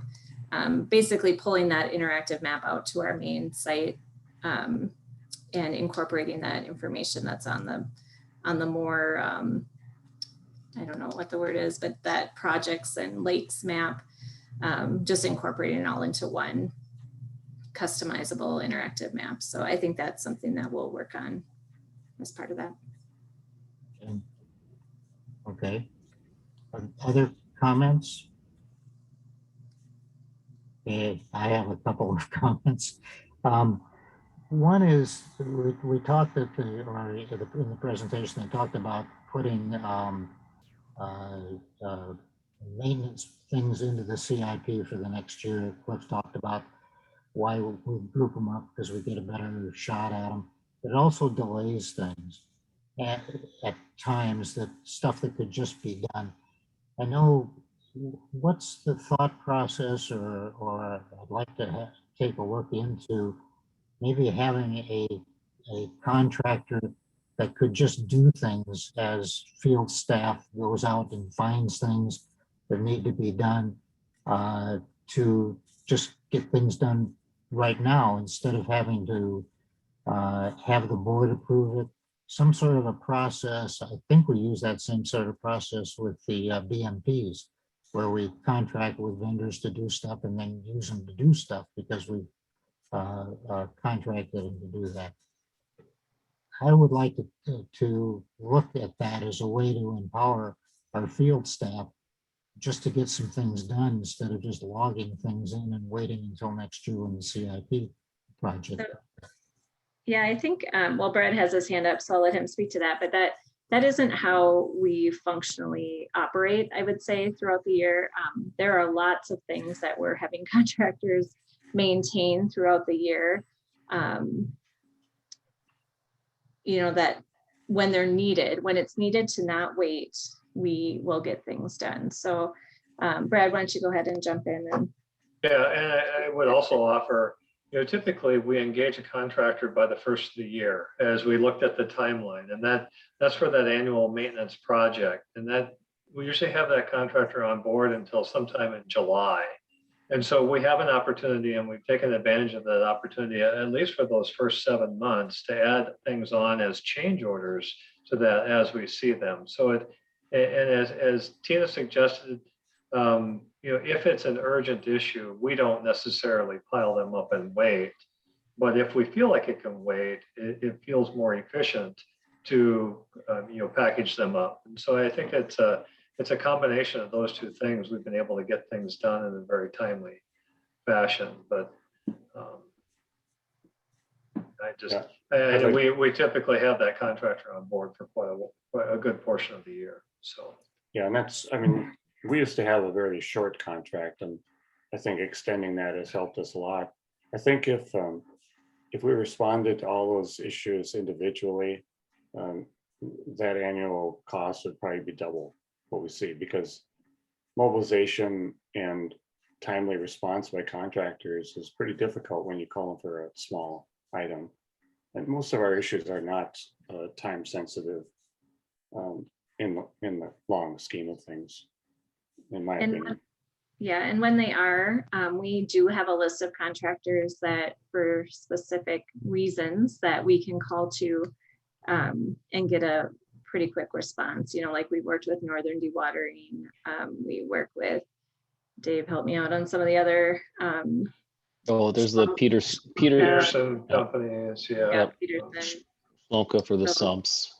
Prime example of that is in our kind of a mid CIP project when we had to add the was it West Venice Boulevard, the road that runs between that South Triangle and the other one. We had to ask Peterson companies because Fitzgerald wasn't able to do it fast enough for us. So we went out and had the project done within, gosh, 2 weeks of reaching out to that kind of special list of contractors. Okay, was that cleaning out the soda straws? No, that was putting rock along the shoreline on West Venice, South Shore of West Venice. Right. I mean, there's other examples, but that was the first one that popped in my mind. And recently, Dave, with Minger, hiring Minger to go in a very short amount of time to go into the pipe along Battle Creek to make those repairs. Again, that was something we didn't feel like it was a good thing to wait any longer. They're specialty contractor. We have them kind of, you know, available to us to get those things addressed in short order. I can't think of anything that we've ever had to wait on. There might have been something we inspect and it's kind of been in a, you know, 2 or 3 months window between a close of contract that's currently going on and we're beefing up our list and kind of doing plan sets for that next December, you know, CIP contract, but nothing major by any means. It'd just be, you know, like the PFS pavers or something along those lines. That's just routine maintenance that can wait, or you know is going to be waited and needs to wait a couple more months. Yeah. One other thought process I had was that you talked about the success that we've had after much effort of working with particularly cities and cleaning out their ponds. And we had actually not a pond example, but an example of a city wanting us to do something because we're able to do it. What about expanding those relationships with other LGUs, local government units? I hate it when I use acronyms. Like, we run into this all the time, and when we ask some questions before, it's like, well, what about this culvert? Well, that belongs to this city. And so we have to talk to the city, and the city can decide whether to do it or not. But in a way, it's still our flow stream when you come right down to it. And that's why we have watershed districts, is to get the flow out of local government units and into an integrated unit.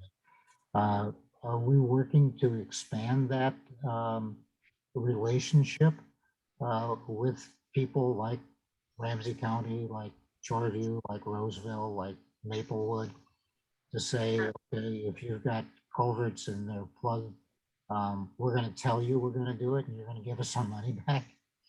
Well, yeah, I wouldn't say that we've thought about doing it that way.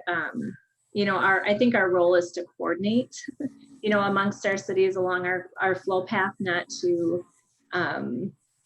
necessarily take over that flow path. But I think that when we talk with our cities about pond clean out, there inevitably are other things that come up, like in North St. Paul, you know, we did a pipe project for them, you know, under CIP to help with some drainage issues that they had, or this issue in Ramsey County that we're coordinating with 2 cities in the county to repair some erosion issues.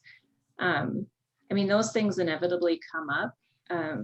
Typically, they're things that would require a contractor to be hired and not something that their own city staff could accomplish.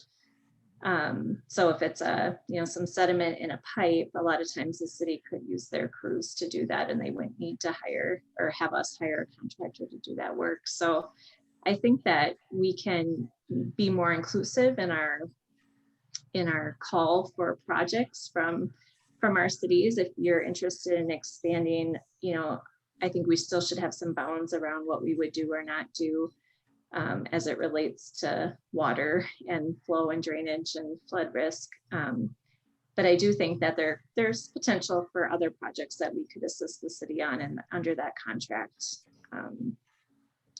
I don't know that we would get into routine maintenance items that their staff could do, but.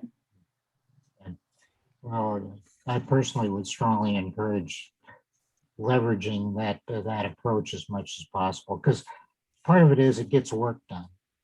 And you know, if there's stuff that we feel needs to be done, instead of waiting for somebody else to go through their process to do it, if there's a more effective way to do it without stepping on toes, I think it would be worthwhile. I think the pond clean out is a great example of that. So I would strongly encourage looking at how we could expand that approach.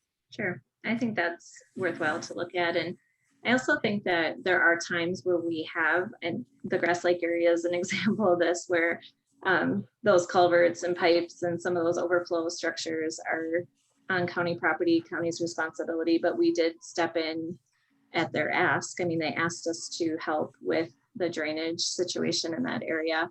And so we did. So I think that is an example where we've expanded, I guess, our assistance on some of those projects. But that's good.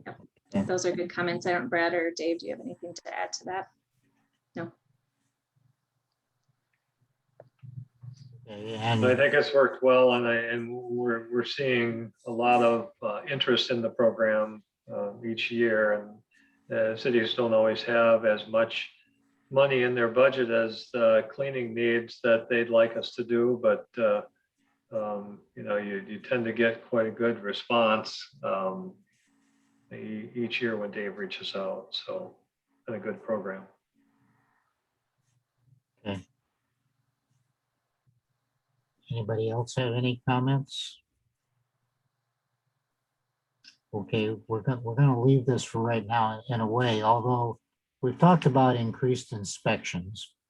and I know you feel that the inspections are adequate. Is there a way that we look at metrics to be sure that once every 2 years is enough to inspect these things? Like, do things come up that we say, gee, if we would have known that a year before, we would have been in better shape?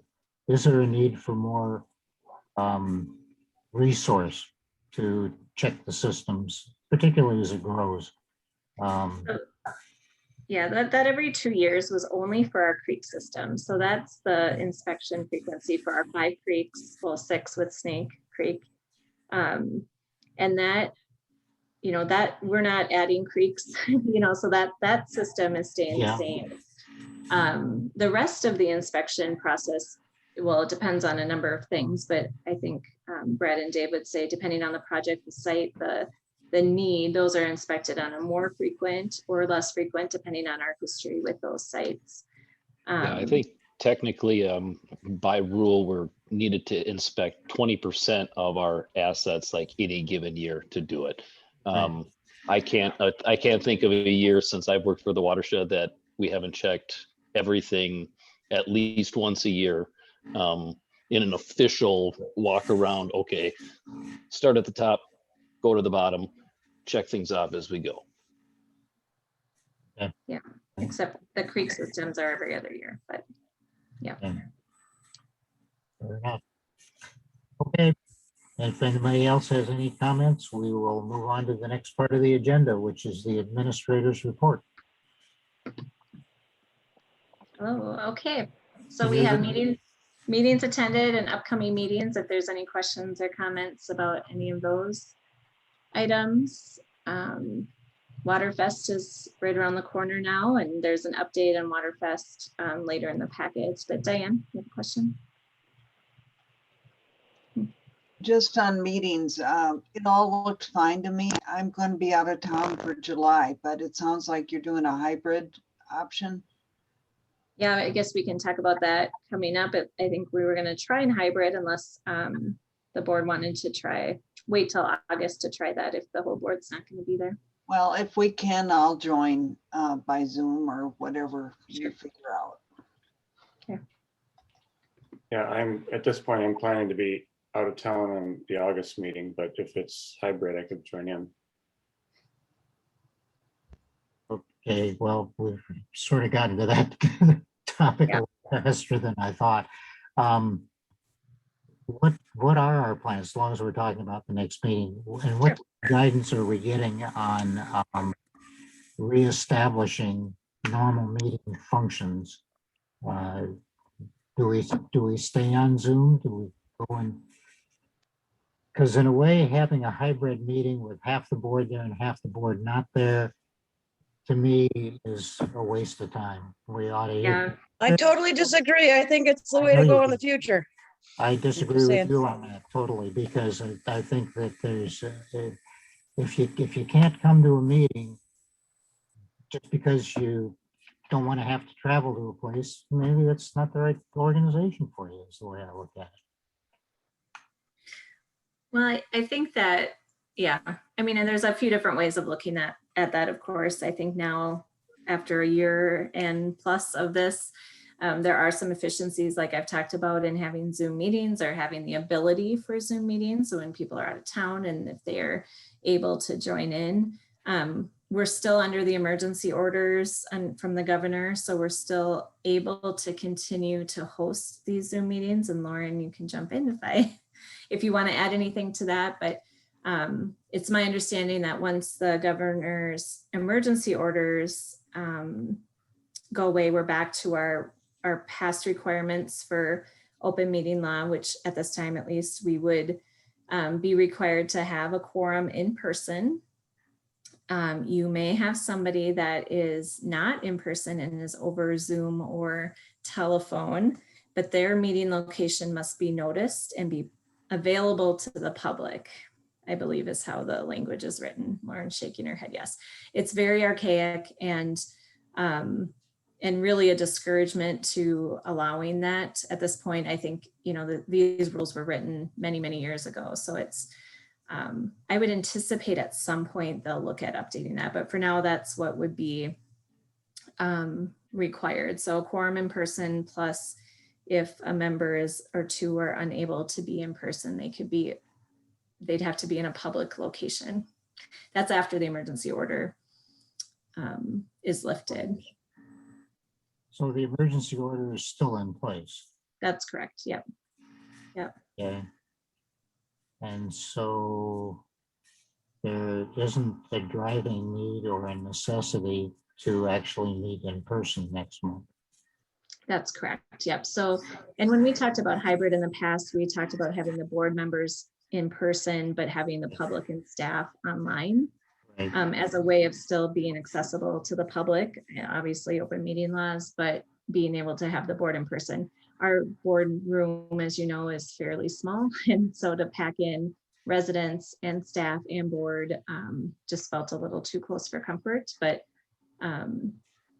so that's what we had anticipated with this hybrid, testing this hybrid. But if not all the board will be there for that meeting and you wish to continue to just hold it online over Zoom, that would be fine as well. Yeah, I don't know. Personally, I think that having this meeting on Zoom would be most efficient. I even have that personally. There's a friend of mine and I have had coffee together at Caribou's for years, and we started on Skyping with each other. We find it's hard to get away from Skype because it is so convenient to do. Yeah. No, Caribou is open and we can go and sit in if we want to. So understand that. If the governor's orders are not off, I mean, we have a regulatory requirement at some point, whether it's archaic or not, doesn't make any difference. There's a lot of laws that are archaic. Yeah, yeah. So do we want to, let's just talk about it right now. Do we want to, as a board, just set up the next meeting to be on Zoom?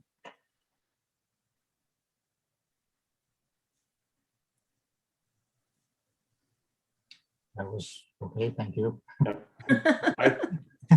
I would vote for just, if the emergency orders are still intact, I would say let's just continue with Zoom meetings. I think as soon as they go off, I think we should start our hybrid of the board being in place and the public being able to tune in.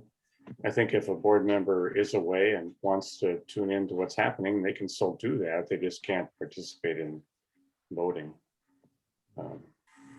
And I agree with that, Cliff. I would accept that rule.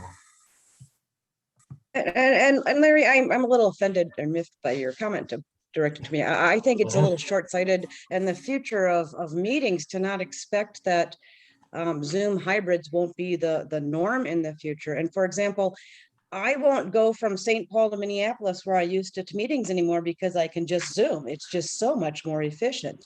Yeah, I agree. So, and honestly, just sitting next to you at the table at the board meeting, I'm not sure I get a whole lot more out of the meeting than I don't just sitting here at my kitchen table. But that's me. I'm just saying in the future, I think that we should always consider these new technologies and increasing availabilities and the ability for Cliff to be out of town next month or, but be able to participate in the meeting with Zoom. And I would like in the future, for example, that if, Cliff is in someplace else for the winter that wants to continue to be a board member and participate in each month's meeting, he could by Zoom and officially participate. And so I'm hopeful that the laws will catch up with technology and that Larry, you'll approve of them once they do. If they do catch up with it the way that is anticipated, I'm fine with it. But they aren't, and it isn't clear to me that they are going to do that. When you look at things like the state legislature, they're going to allow half the state legislature not to be there anymore and just Zoom in. Those are big issues that are going to take place. And again, we've had a disruption because of COVID, and we've sort of gotten used to not participating in the way that is more valuable for people. But it's just me. We could stay on Zoom for the rest of our lives, as far as I'm concerned. I just don't think it's as valuable as being able to get together to show solidarity. Right now, we're a bunch of little pictures. And I have a problem because when I look at you over there, Pam, all of a sudden Zoom will decide you're going to be over there. And I'm standing there looking and I don't know where you've gone. And the more people we have in it, the smaller the pictures get and the less interactive we get. So that's my problem. Diane has her hand up. Yeah, I would just add that, you know, in the past, when we've known, like on a holiday week, when I'm going to be gone, we've moved meetings. And I think being able to have a hybrid is better than changing meeting dates. So, and this board all has really excellent, amazing attendance. So I think I'd like to stick with Zoom just so there's a little flexibility, and that we all need to ask our legislators to change the law for allowing hybrid meetings in the future, because Yeah, it but, is. but you also have to look at the fact, okay, who gets to, who are the people that have to go to the meeting? What if 4 of us decide we don't want to go to the meeting? There's the problem. Lauren, did you have a comment? Yeah, my comment is just that there is a revised statute that I believe has already passed the legislature and is at the governor's door.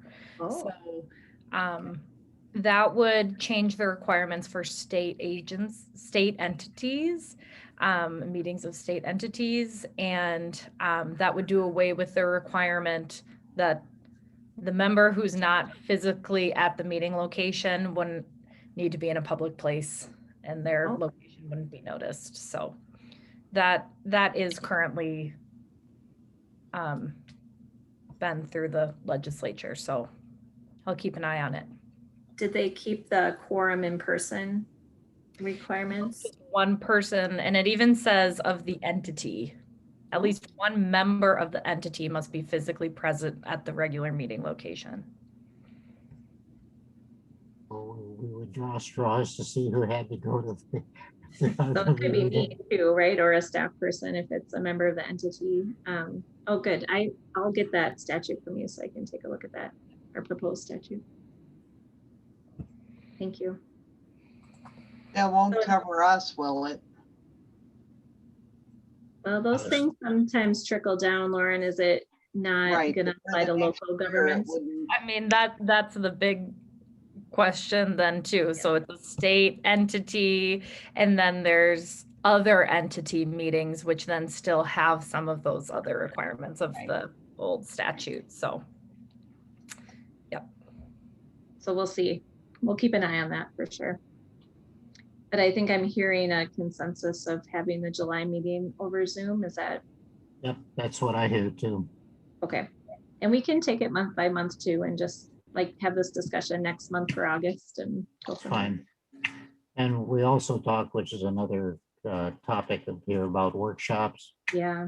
That there's value in everybody being there for a workshop or having it in person. Yeah, having the ability to have discussions in person over a workshop if that's your desire. And that may be, and I thought about that too, that may be a better test bed to find out how this hybrid thing is going to work. Just do it in a workshop instead of a regular meeting if we can. Sounds good. Okay. And in a workshop, the same requirements, well, we still have to have it open to the public, but no actions are being taken, Lauren. So with the board members, do they fall under that same statute, or they wouldn't need to be in person or in a location open to the public? Well, as long as we're still under the emergency order, yeah, right, that's all fine. But after that, for a workshop, is that same requirement in place? I mean, those workshops usually get noticed publicly, right? Right. So I would say that as a meeting, as a quorum meeting, yeah. Yeah, would apply. Yeah. Okay. All right, perfect.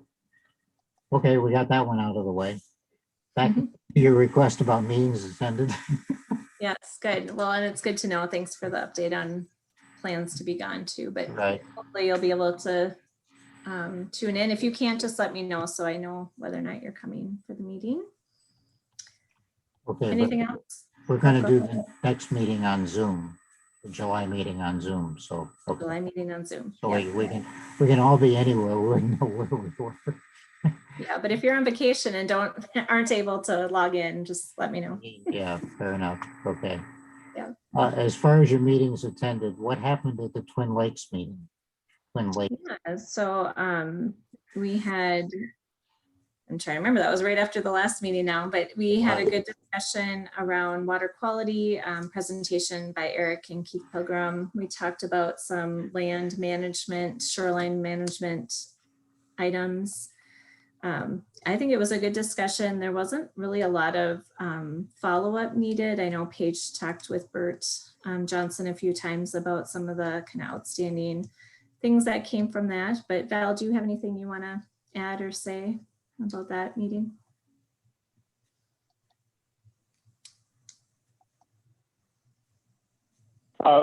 No, I think the information was received well. I did get, some feedback that there were, it seems people are looking for hyper specific, like what does it mean specifically this observation to the water body itself, which I don't know if can be offered. This is me speaking as a resident. Can I do that freely? Is that fair? So, there definitely were some additional questions that came up after the fact, just between neighbors, but I think Tina's team did a good job summarizing information. I would say there's one watch out for, and this was repeated to me from some other folks, is there was a line demonstrated or shown at the presentation that from an R² standpoint looked like it, from a trend line standpoint, looked like it was decreasing. That supported some of the concerns of the residents. And I think if we're going to show a trend line, at least provide a clearer rationale than statistics or a finicky thing would be my recommendation. But other than that, I think it went well. Yeah, I do have a follow-up call tomorrow with Bert and Melissa, who are on the board, about just some questions about inflows from, other areas from the mobile home manufactured home park to the west of the lake, and some discussion about MnDOT. There was some discussion about the MnDOT right-of-way area along the sound wall that's adjacent to the lake, and whether or not there could be some BMP placements. And I know Paige just talked with Bert about that, and the city has been involved in that as well. But yeah, thanks for that feedback too, Val. and what about the daylighting meeting that you went to? Any quick? Yeah, that was a real quick meeting. It was the folks at the Phelan Creek project are applying for a grant. Paige, are you on to talk about that? Oh, you're inside now. Moved inside. Yes, can you hear me? Yeah. Okay. Yeah, sorry, what was the question again? About the the Phelan, the daylighting meeting that we had with Sam about the grant proposal. Yeah, so they applied for another grant, and it's a Lessard. Oh, Lessard, Sam. Yes, that one. I can never say the name of it. So they're applying for that for funding, and that would be for actual construction. So we just talked briefly with them about that and offered our support for them to apply for that. And then I think he connected with Aaron from BAR about a couple things to make sure that they're still in line with everything we've been doing, that they won't cause any adverse impacts over there. Yeah, it's a funding request to Lessard Sam's. And, if that money is received, then the feasibility study work that we helped fund or support will be continuing and supports that grant as well, application. So we didn't encumber any other responsibilities or funds or anything. It was just, we're going to apply for this grant. They're going to apply for this grant, and would we support or continue to support through that feasibility work? And what's the status with the Ramsey County Parks and Recreation permitting process? Yep, just continuing. We've had some back and forth. There wasn't a lot of work that happened in the month of May. So, but I anticipate there being more discussions and work on that in June. Tina, what does that mean? This has been going on for several months, and when it first came up a few months ago, the board was really concerned about the impact that the lack of access had on our projects. So, I'm not saying we go right to the most major reaction now, but isn't it about time for a letter to the county administrator just to say, we've got this issue, it's been going on a long time. Well, there's no roadblocks right now. It's just, I wasn't a priority in the month of May for me to spend a lot of time on it, honestly. It was just other work. Okay. Yeah. So it's just, that was on my end. The county parks, it should be in their lap, not yours to nag them. What are they doing about it? Well, yeah, I guess I don't know what their daily. So my thing is, as a priority for me, and I understand this is a board's priority, but this will be in place before we need to use it the next time, so I'm working towards that as the end. So I don't anticipate there being any major roadblocks. I just didn't spend time on it personally this last month. Okay, just, I don't want to interfere with your workload. I know you have a lot on your plate, but this is their problem. Well, I disagree. They'd probably be perfectly happy doing what they've been doing and being slow and recalcitrant. We want to hurry it up. So I think it's on us to propose something to them. That's what I mean. It's the problem with them, not with us. They need to take care of it. So I want to know if there's something we need to do to make it more of interest to them to get it taken care of. I think it will be taken care of. I'm not concerned about it being taken care of personally from my standpoint. They were receptive to the idea. We've already started to look at drafting new documents. So it's not that there hasn't been anything since we talked about it, a few months ago. It's just over this last period, it's not like I have a new landmark to say it's here, it's there. It's continuing. Yeah, thanks, Tina. Yeah. Okay. Continuing on, Tina. Other ongoing updates, we talked about the district art policy. I just want you to know that we're continuing to look at that, and we'll probably bring something back to you in the July board meeting. Paige has done some research on other watershed inclusion of public art in their programs. And so we're pulling that together, and we'll have something for you next month. And then the watershed-based implementation funding letter to Bowser, another update. I'm still coordinating. Actually, as of today, I met with 2 other administrators, and I think we have a draft response ready to go. So I will put Larry's name on that and send that to Larry for signature probably tomorrow. Oh, okay. So basically says the same things we talked about last month. It's supporting that document that was put together by the administrators group. It's a good thing you guys are coordinating with each other instead of sort of like unilateral action like was suggested. Okay. Yeah. We talked about the back to the office plans, the other updates in there about the mask policy changing. I talked a little bit about the vaccination status requirements that we discussed last time. And then I think we've talked about board meetings. So I think we're good on that unless there's any further questions or comments. Okay. Equity, inclusion, and belonging training. So this is a continuation from our discussions last fall. I have engaged with AmazeWorks to work with our staff and board on this. I put a description of our first step in this inventory. I'll be sending you a meeting request for that, the big group meeting at the end of June. That's going to be recorded. So if you're unable to attend, you'll be able to watch the recording of that as well.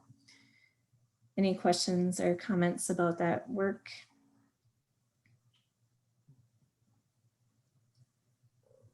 Okay, good.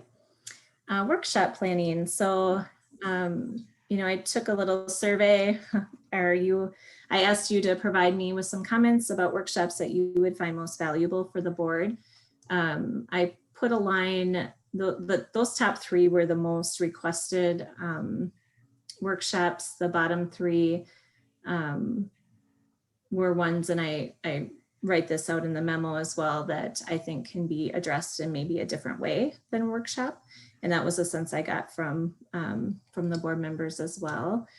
I guess I would just look for your input or your feedback on the plan moving forward, how you feel about in-person or hybrid type of approach for doing workshops, and when you would like to start planning those out for. I guess one other thing I'll add too is, I think what I would do, so if you were to say, let's do a workshop in August for wetlands, if that was what you decided was your top priority, as I heard from you, I would come to you at the July board meeting with a proposal or a outline of what that workshop would entail and what it would, or what the outcomes of that workshop could be, based on your feedback that I've already received some of that, and then I can get further feedback from you at that July meeting so that we can prepare for that workshop and make sure that it's most beneficial for you. And we would do that then, out about a month and a half then before each of the workshops that we would do. Sounds like a plan to me. The other thing I had in there was about timing for those workshops, and just wanted to see what you thought about just designating the 3rd Wednesday of the month as a workshop date, depending on the month that we're in, or if you'd rather do a kind of, doodle poll to find a good date, or if we can just kind of block out that 3rd Wednesday. Be fine with me. Generally, Wednesdays are open except for these. I think generally it would be okay with me. It's just a random situation where it wouldn't be, but we might want to provide for an opportunity to connect remotely. Yeah. Be fine. Yep. Pam gives a thumbs up too. There we go. And would you like to plan for that wetlands one in August? Is that desirable to the Yeah, board? I think that'd be a good idea. Okay. Good. One other item on the workshops, that there was a proposal to do a workshop on district rules and permitting. Oh, yeah. Or a presentation at least. At least a presentation, yeah. Maybe a presentation in one of the board. I think that would be a good idea, personally. Yeah, I think you seem to gain a lot from the maintenance one. And so one of the board members suggested that, we focus on some of the other programs as we move forward, and permitting is a hot topic right now too. So that would be a good. Yeah, very hot topic. I think that would be a good idea. Okay, I'll work with Nicole on that as well. Okay, great. Anything else about workshops? All right, district budget overview and process. I do have a few slides that I can pull up just to help aid in the discussion for this. Let's see, just make sure you can see that okay. Yeah, there we go. Got it. All right, I'm gonna put it in presentation mode too, so it's a little bigger. Still see it? Yep. Okay, I lose my people, so if you just jump in if you have a question or comment. I don't see you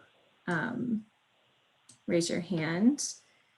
I provided some information. This is just going to be a real basic overview of our process, some of the basics to lay the groundwork for our meeting next month when we start talking more specifics about the following year's budget. Just wanted to give some real basics about, what's a budget versus a levy, just to make sure you're understanding. I know I've had some questions like, why doesn't the budget equal the levy? So budget is all the items planned for the year in a given, or all planned to be spent in a given year. So I'm sure you're all familiar with doing a budget for your home as well, but that's the budget. And the levy is what's actually collected by the county from the district property owners that funds our budget. But that's not, the levy isn't the only thing that goes into funding our budget. And that's why the budget doesn't equal the levy. In fact, like this last year, our levy was less than half of our budgeted amount for 2021. And that's because we have carryover and we sometimes use reserves if we want to keep our levy increase flat or on the flatter end of things. We also have grants and other sources of income like our interest from our accounts and our permit processing fees. There's other ways that we have income that comes in that we apply towards our programs and budget. So all of those items plus the levy is how we get to our budget amount. Typically our carryover is fairly large, and that's especially true in our capital improvement program budgets. And that's because we have a few funds that are comprehensive, not project specific, but comprehensive funds like our flood risk reduction. We say we're gonna preload that fund with $4 million, and then we're gonna make sure we have money available in case of an emergency or in case of we need a quicker action that we can't wait a full budget cycle to complete. So that is one reason. And then we might only spend $2 million in a year, and so then we have that $2 million that we would carry over. So that is one of the reasons why we can carry so much over in a year. I send the board approved levy amounts to the county, and they calculate the payments that are needed from the individual property owners. So that's the process. The county collects the funds and sends it back to us in 2 payment installments, one in July and one in December. And so in some cases, we may need to over budget to get ahead of that levy collection if we need to pay out. For instance, some of our debt funds, like our Beltline repair fund, we had to preload that so that we could make those payments because we had to make the payment before the county would be giving us our share for that year. So then when we look at our budget, and if you looked at that table, you'll see we have a general fund and we have capital improvement funds, multiple of them. The general fund is one pot of money. It covers our administrative, operating, program budgets. There's many line items in that general fund, but technically it all comes out of one pot of money.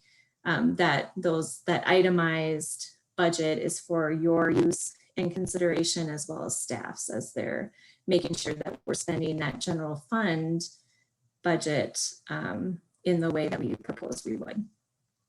The capital improvement funds are individual funds that must be used for the purpose they're designated for. So if you have a debt service fund, that fund has to be used for debt service.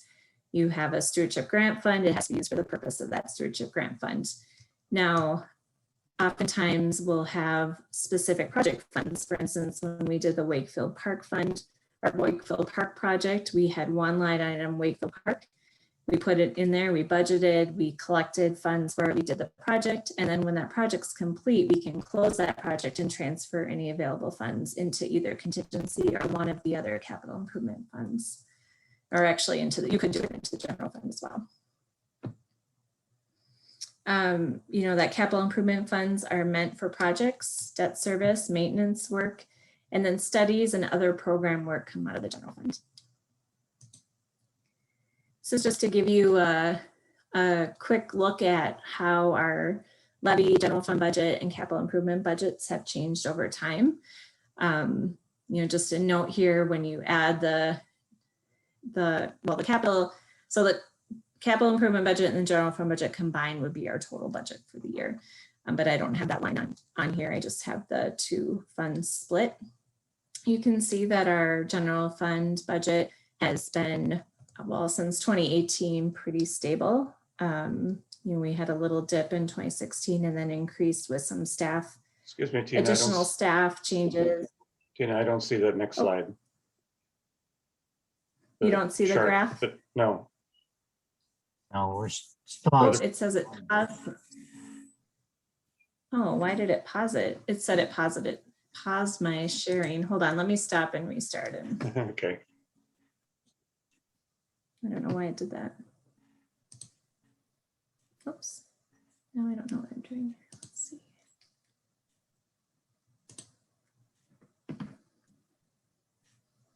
Can you see that now? Oh, yeah. Yes. You got it? All right. Good. Yep. So again, you can see that the general fund and the levy have been pretty stable for many years now. But our capital improvement budget has increased dramatically. And that, again, as I said, was based on both water quality projects, so budgeting for our targeted retrofit projects, as well as our flood risk reduction fund. Most of that is actually probably in that flood risk reduction fund, the addition of that. And that was the board's foresight to be able to see, you know, that we need to be prepared as we're dealing with these increased issues over the year. And that's been really handy and helpful for addressing things like the Twin Lake outlet, the West Vadnais Lake outlet lowering, and many of the Grass Lake projects as well. So I think it was a good management decision to have that available for us to address those flood risk concerns as well.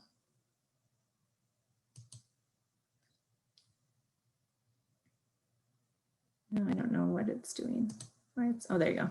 Did it change for you too? Yeah. Yeah. Okay, good. Yes. Thank you. Just some budgeting process. I know I outlined most of this in the memo, so I don't need to say a lot other than there's a lot of opportunities for comment, both from staff, from our consultants, from the board's perspective, from the months of June now through December. There's multiple touch points for different people as we look at our budget and levy requirements, or what we feel we need for the following year. We also ask for comments from our cities and counties. We send that to them in August ahead of the September preliminary budget approval. Typically, we don't get a lot of responses, but that would be a good time for a city to say, hey, we've got this project that we'd like you to focus on, or an issue that we'd like you to look at. And that's a good time for them to do that if they haven't already talked with us about that. The legal requirements are at our September meeting, you must approve our preliminary budget and levy so that we can send that to the county. That has to be sent to the county by the end of the month in September for us. And so that's covered under our September meeting. A public hearing notice is published in the paper for that meeting so that the public can comment as well, and we can take that into consideration. Typically, the board's not making a lot of changes, but sometimes during the September meeting, you might suggest a change, and we'll make that change during that meeting. And that's what would be sent then to the county. And then in December, at your meeting in December, you would approve the final budget and levy, and that's certified to the county to be collected through their property taxes.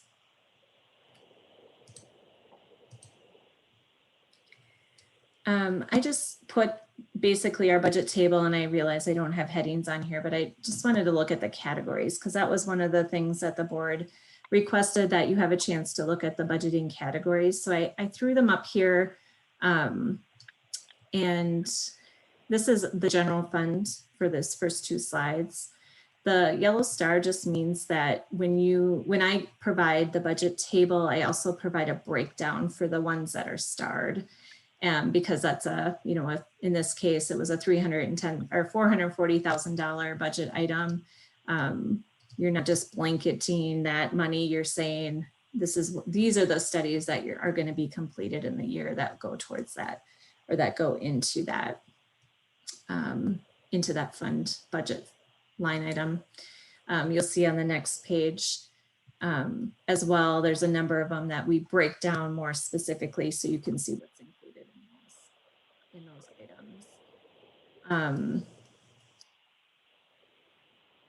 I didn't get any, so when we requested comments about these budgeting categories, I didn't get any comments specific to this in general. There were a couple comments, and I'll get to those at the end, about finding a place or a different place, or having a line item for a couple of items. So we can talk about that towards the end.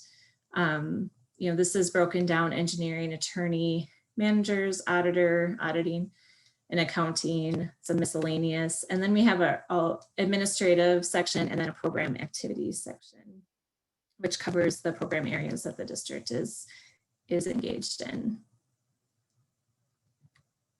And then here's the capital improvement summary. And again, there are a couple line items here where we would provide more information about what the staff is looking at assigning those funds to.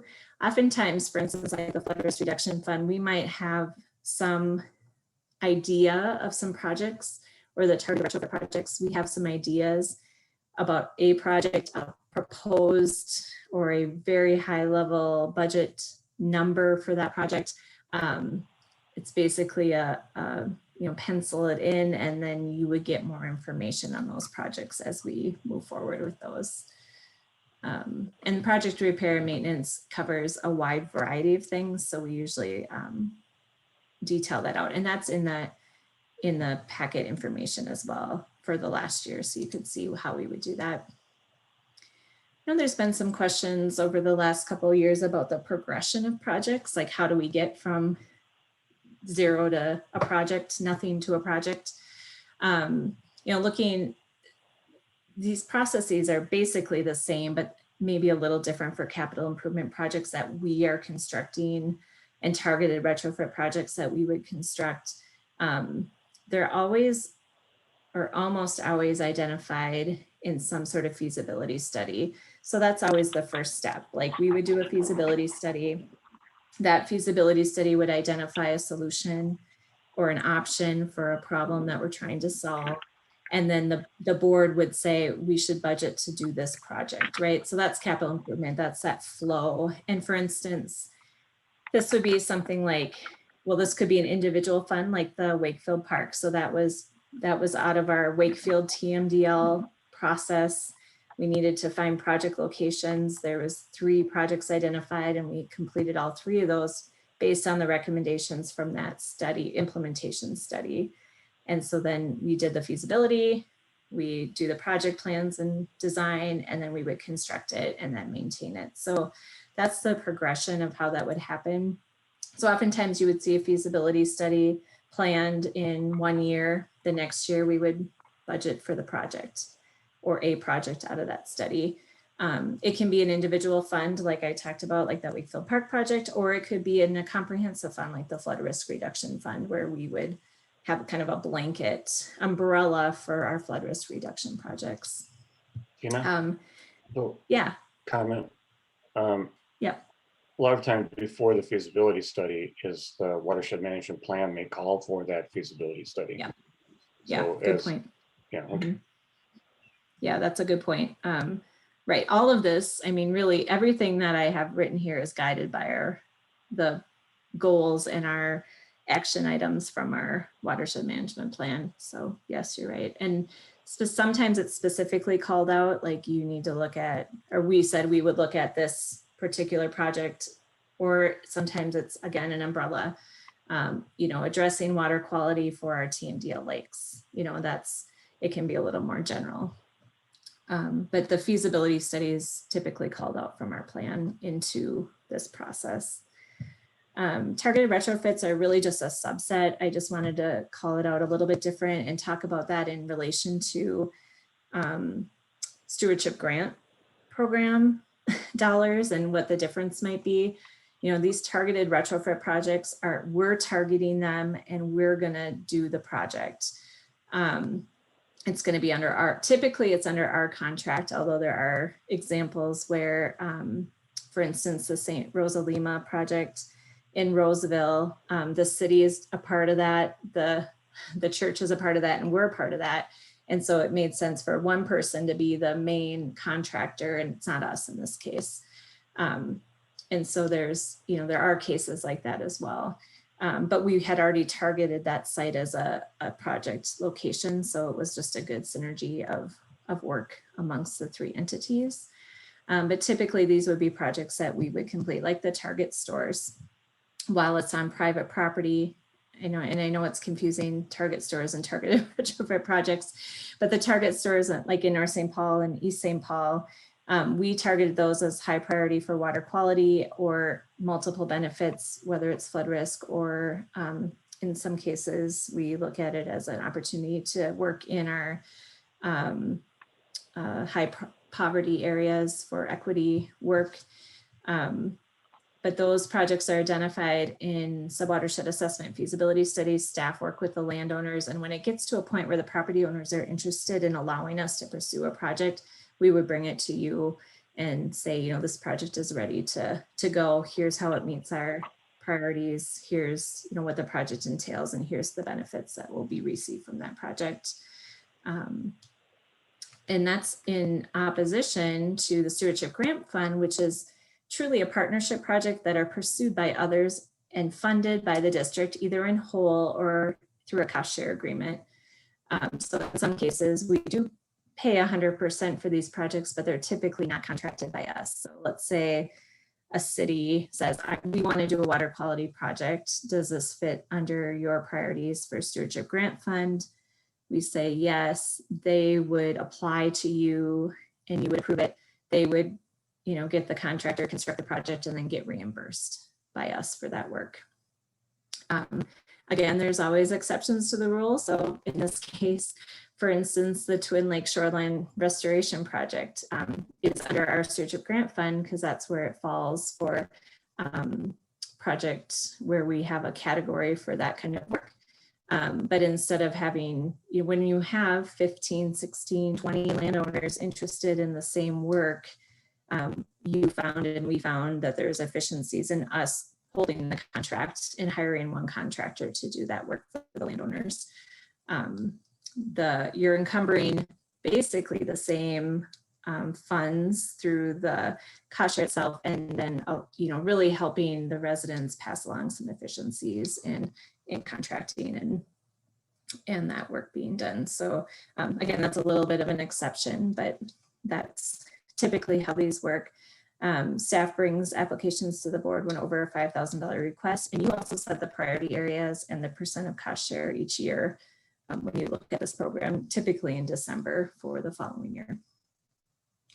And then I didn't do a lot about the maintenance and repair fund because we talked a lot about it last month, but that fund is another umbrella fund where we estimate, really rough estimate in the summer what we might need for the following year, and then add in a lot of contingency for those things that pop up as needed, as we talked about before. So there's a very set process to that work, but it's generously funded so that we can hop in and take care of things when they need to be taken care of. So when I asked the board, or you asked, as you discussed about, sending me comments, here's some of the things I heard about the budget category feedback. There's a few comments about what should we do with special projects like the Failing Creek Daylighting Study. We did pull that out of stewardship grant funds when we did that, but is there a better place for that? And I think there is. I think there could be, we already have a feasibility study that's under engineering. So typically that is only spent for funds that BAR encumbers. We also have a lake study TMDL that's under our program areas that that probably would be a better place for a feasibility study, even if it's a partnership like this with another entity. It was a cost share, essentially an agreement between us and the Failing Creek project, but it wasn't a project in the ground, right? So I think that's where it should probably come out of our general fund and not out of the CIP. So I think that's a good comment. And I can look at that as we move forward into July I can show you where I think that can come out of. The other thing is, the question came up is, where is it most appropriate to budget for public art projects? I still think that our stewardship grant program is probably the best place for that. I know there was some comments about when, you know, sometimes it's on our projects where we're proposing public art, well, then that would probably come out of our project budget for that if it's incorporated as part of one of our own projects. But because this is a partnership, I think it still meets the guidelines of our Stewardship grant program. But I think with a policy, and I think also if the board wanted to look at identifying a certain number of dollars out of that Stewardship grant fund that would go towards public art, so that, and I know that, you know, we haven't had a lot of requests, but just to make sure that it's not taking too much percentage of that funds that you think is not appropriate. But that's something we can talk about also in July, but those are my initial thoughts about the public art projects. I mean, it also could be its own line item. We just don't get a lot of them. That's not a huge budget each year. And the way that Paige and I have talked about this is we really want it to be related to a Stewardship grant project. If it's not one of our own projects, it should help. It should help tell the story or be part of the communication around somebody else's project. So, and not just a standalone art project. So in that case, we could see it really tying in, to continue to tie in with that Stewardship grant program. And I'm happy to take any comments about that now, or we can talk about it more next month as well. But those are the two that I heard, like, questions about, you know, where does this fit in? And so that was some just real quick thoughts off the top of my head. There were some other comments about budget items to consider for 2021 that I wanted to make a note of here. But I think these are things that can be talked about more specifically in July as well. There was questions about needing more staff or contract help for our communications work, as well as our inspection and maintenance work. And then any technology upgrades of changes needed to adjust post-COVID. So I can share more feedback on that next month as well, unless you have something you want to talk about specifically right now. That's all I have.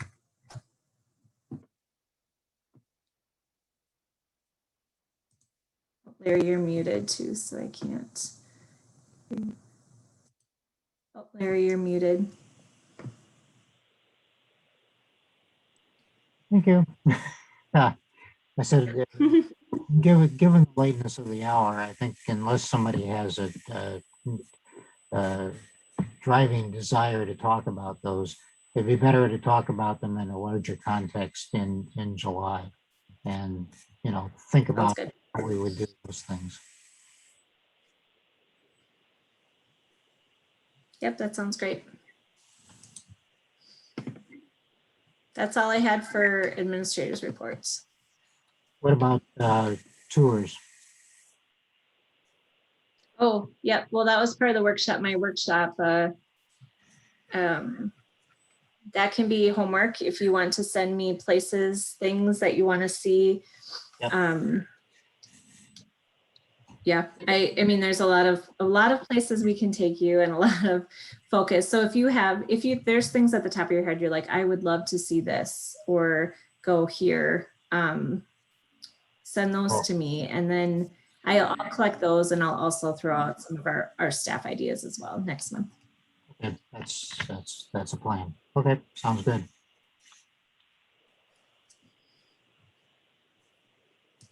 Okay.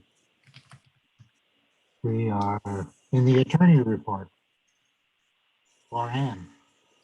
Yes, so just a brief report on what our office has been doing this past month. One item you've heard of pretty extensively already, which was the Wetland Buffer maintenance agreement, which I assume we'll continue to work on.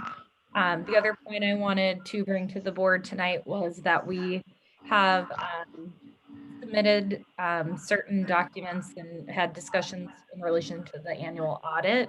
The audit requires the district to disclose any potential future liabilities. And the one outstanding claim was for the damage to those vehicles in the Target parking lot.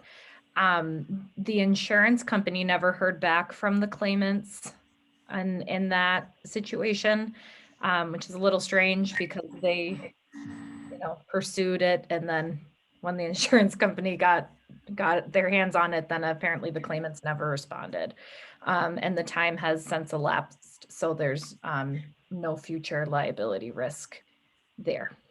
So that's my update for this past month in our office. You'll probably be seeing more of me instead of my mom, Tracy, as it's golf season. So happy June, happy summer. Yeah. I'll probably be spending the next few months with you all. So let me know if you have any questions. Great, thank you. Project and program status update reports. Anything specific? We talked a little bit about the communications program, and Lauren is looking at different ways of communicating. Anybody got any comments on that or anything else on the list that you would like? I just have two comments really quickly. I thought it was really funny. There's a typo that says it's going to translate language into Karen. I really enjoyed that one. That was in the summary report. The other one was as Lauren is looking at different ways to display the data on the website. I strongly encourage maybe reaching out to some of these lake associations and asking them for, like, as a focus group, to ensure that the information is presented in a way that really is impactful to them. That was dovetailing with that. So I just encourage her to reach out. There's several interested parties, obviously. And Diane, aren't you there? Yeah, I had a question about the automated lake monitoring system. It seems like a couple of these haven't been working. What process do we have to monitor those now that we have them in place? Yep, good timing. We just had a staff meeting this morning to pound out our procedures on this, and we're getting so there's alarms. You can set alarms for just about anything. So we're setting up alarms so that we get notified if there's a power outage or a disconnection. We'll also get alarms if it reaches a critical, each station could reach a critical water level, for instance. So we would get an alarm for that. We're also looking at, there's some water monitoring staff that will be going on the site weekly to make sure that everything's looking right and functioning properly. We're also going to do some data cleanup because some of the winter, over the winter, and we have a note on the website about ice and how it could affect the levels. But I think if we know for sure that it's throwing the data off, I think we should just take that data out. So there's some data on Snail Lake and Owasso in particular that are way out of range. We know that it never reached that level and that was a problem with ice or winter conditions. We're just going to pull out that data and have a note or some sort of way to designate that data was pulled for ice conditions or something. One of the problems specifically on like Snail is it elongates the data, makes it so you can barely see the smaller changes in elevation because it changes the scale of the axis. So we're gonna work on some of that data cleanup as well, but we definitely have better procedures in place now, and we have responsible parties identified so that we get notification. The weird thing, I thought we would have gotten a notification about the Snail Lake one, but we didn't. So, and if you just go and look at the data, it doesn't move the axis along to make it look like it's not reporting. It looks like it's reporting to the very end. So I think we just missed, because I look at that data, fairly frequently, and I missed that that the date wasn't moving along the bottom. So I think we're good now. We'll have some alarms that will come into place. So we went through, and for each station that either has a repair or a need, we have a schedule identified for that. And then Lauren has a schedule. She's working on a schedule to get everything updated on the website, as well as looking at that, continuing to look at that option to have them all on one page as well. Sure. Her thoughts on that were, yes, that would be helpful, but it also might require some context around, because you might see some people that might not be as understanding about how elevations work might see that down at Battle Creek, it's the elevation's 953, but up at Snail, it's 800 and some. And why is this, is this a real problem down in Battle Creek? Well, no, it's just that elevation is different. So, I mean, just kind of trying to explain the differences in the water bodies and their elevations. But I think that we can accomplish that fairly easily. Thanks. That took care of my follow-up question with how do you isolate the incorrect information? So thank you. Yeah, thanks. And the Keller and Phelan weirs are on target still? Yes. Basically, we just got the Xcel Energy to bring their power to the site, and then we can wrap up the connections and get that done. I expected soon, and then the staff and a couple of us from BAR will be trained on the system, but if we needed to operate it at this point, we can do it manually. We can move the gates with tools and things like that, but we're getting close. Okay. Good. And Waterfest is still chugging along? Still chugging along. So as you saw in the report, there's some identified opportunities on site, and then there's some online. It was a little hard to nail down. It's still a little hard to nail down some of our partners to host, on site and what that looks like. In hindsight, maybe we should have just stuck to the 2 weekends and not done the week in between. But I think we'll still put together a good event, and we'll probably catch a lot of park visitors more than maybe bringing people in specifically for the event. But yeah, Lauren's doing some good outreach and communications. We did get contacted by a radio station. It's kind of a local radio station that was interested in hearing more. So she did an interview with them. So it is catching some attention from some media. I mean, people are looking for things to do too. Their, events and things are hot. So we're hoping that'll continue, and we'll see how it goes. And you should have received a few different communications about volunteering. So if you're interested in doing that, make sure you sign up and we'll get you connected. My schedule, I'll be there someplace. Good. Good. We got a lot of days to try to figure out where we're going to be there. Mm-hmm. Okay, anybody else have anything on project and program status reports? No, I'm good. Okay. Pam, you okay? Yes, okay. Mm-hmm. All right, manager comments and next month's meeting. We'll start with Diane, comments? Nope. Val? No comment. Cliff? No. I have a comment for Cliff, however, Okay. as long as we're on Cliff. At the last meeting, you said you had a slideshow about the Battle Creek changes that took place. Oh, when I can get into the office, I can look into that, but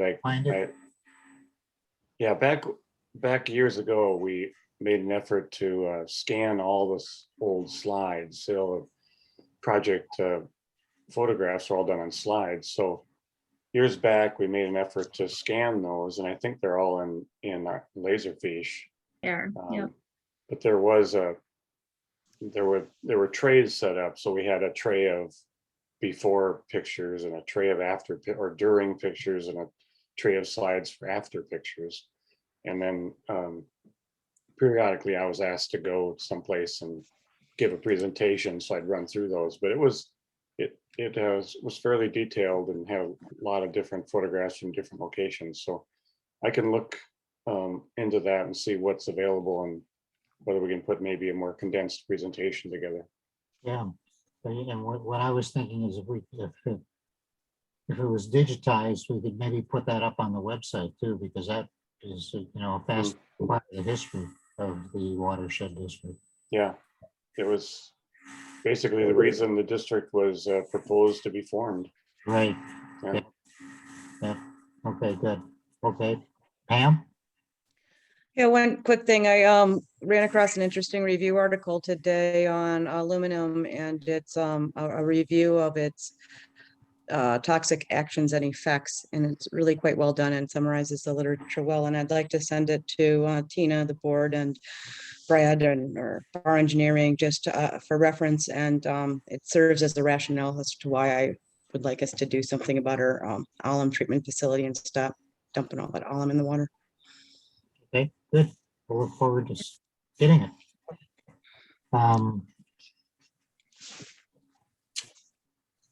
That's it from me. The next meeting, Tina, you're going to ask us for suggestions on tours. Yep, so I've got tour suggestions you can send to me. I'm also going to be working on that letter to the city of Roseville regarding the Victoria Shores. I'll also be getting that letter out for Larry's signature on the watershed-based implementation funding. Nicole's going to send you all the IDDE videos, so you can be on the lookout for illicit discharges when you're out and about. Yeah. And then the next meeting, I'll have an outline for a wetland workshop as well, and budget discussion. Budget, yep, got it. Okay, good. Good. And the next meeting will be on Zoom, so we can stay at home again and not have to wear pants. I'm wearing pants, by the way. Do I have a motion to adjourn the meeting? I'll return. Second? Seconded. Okay. All in favor? Aye. Thank you all very much. Aye. All right, have a good night. Have a good month. See you soon. Bye.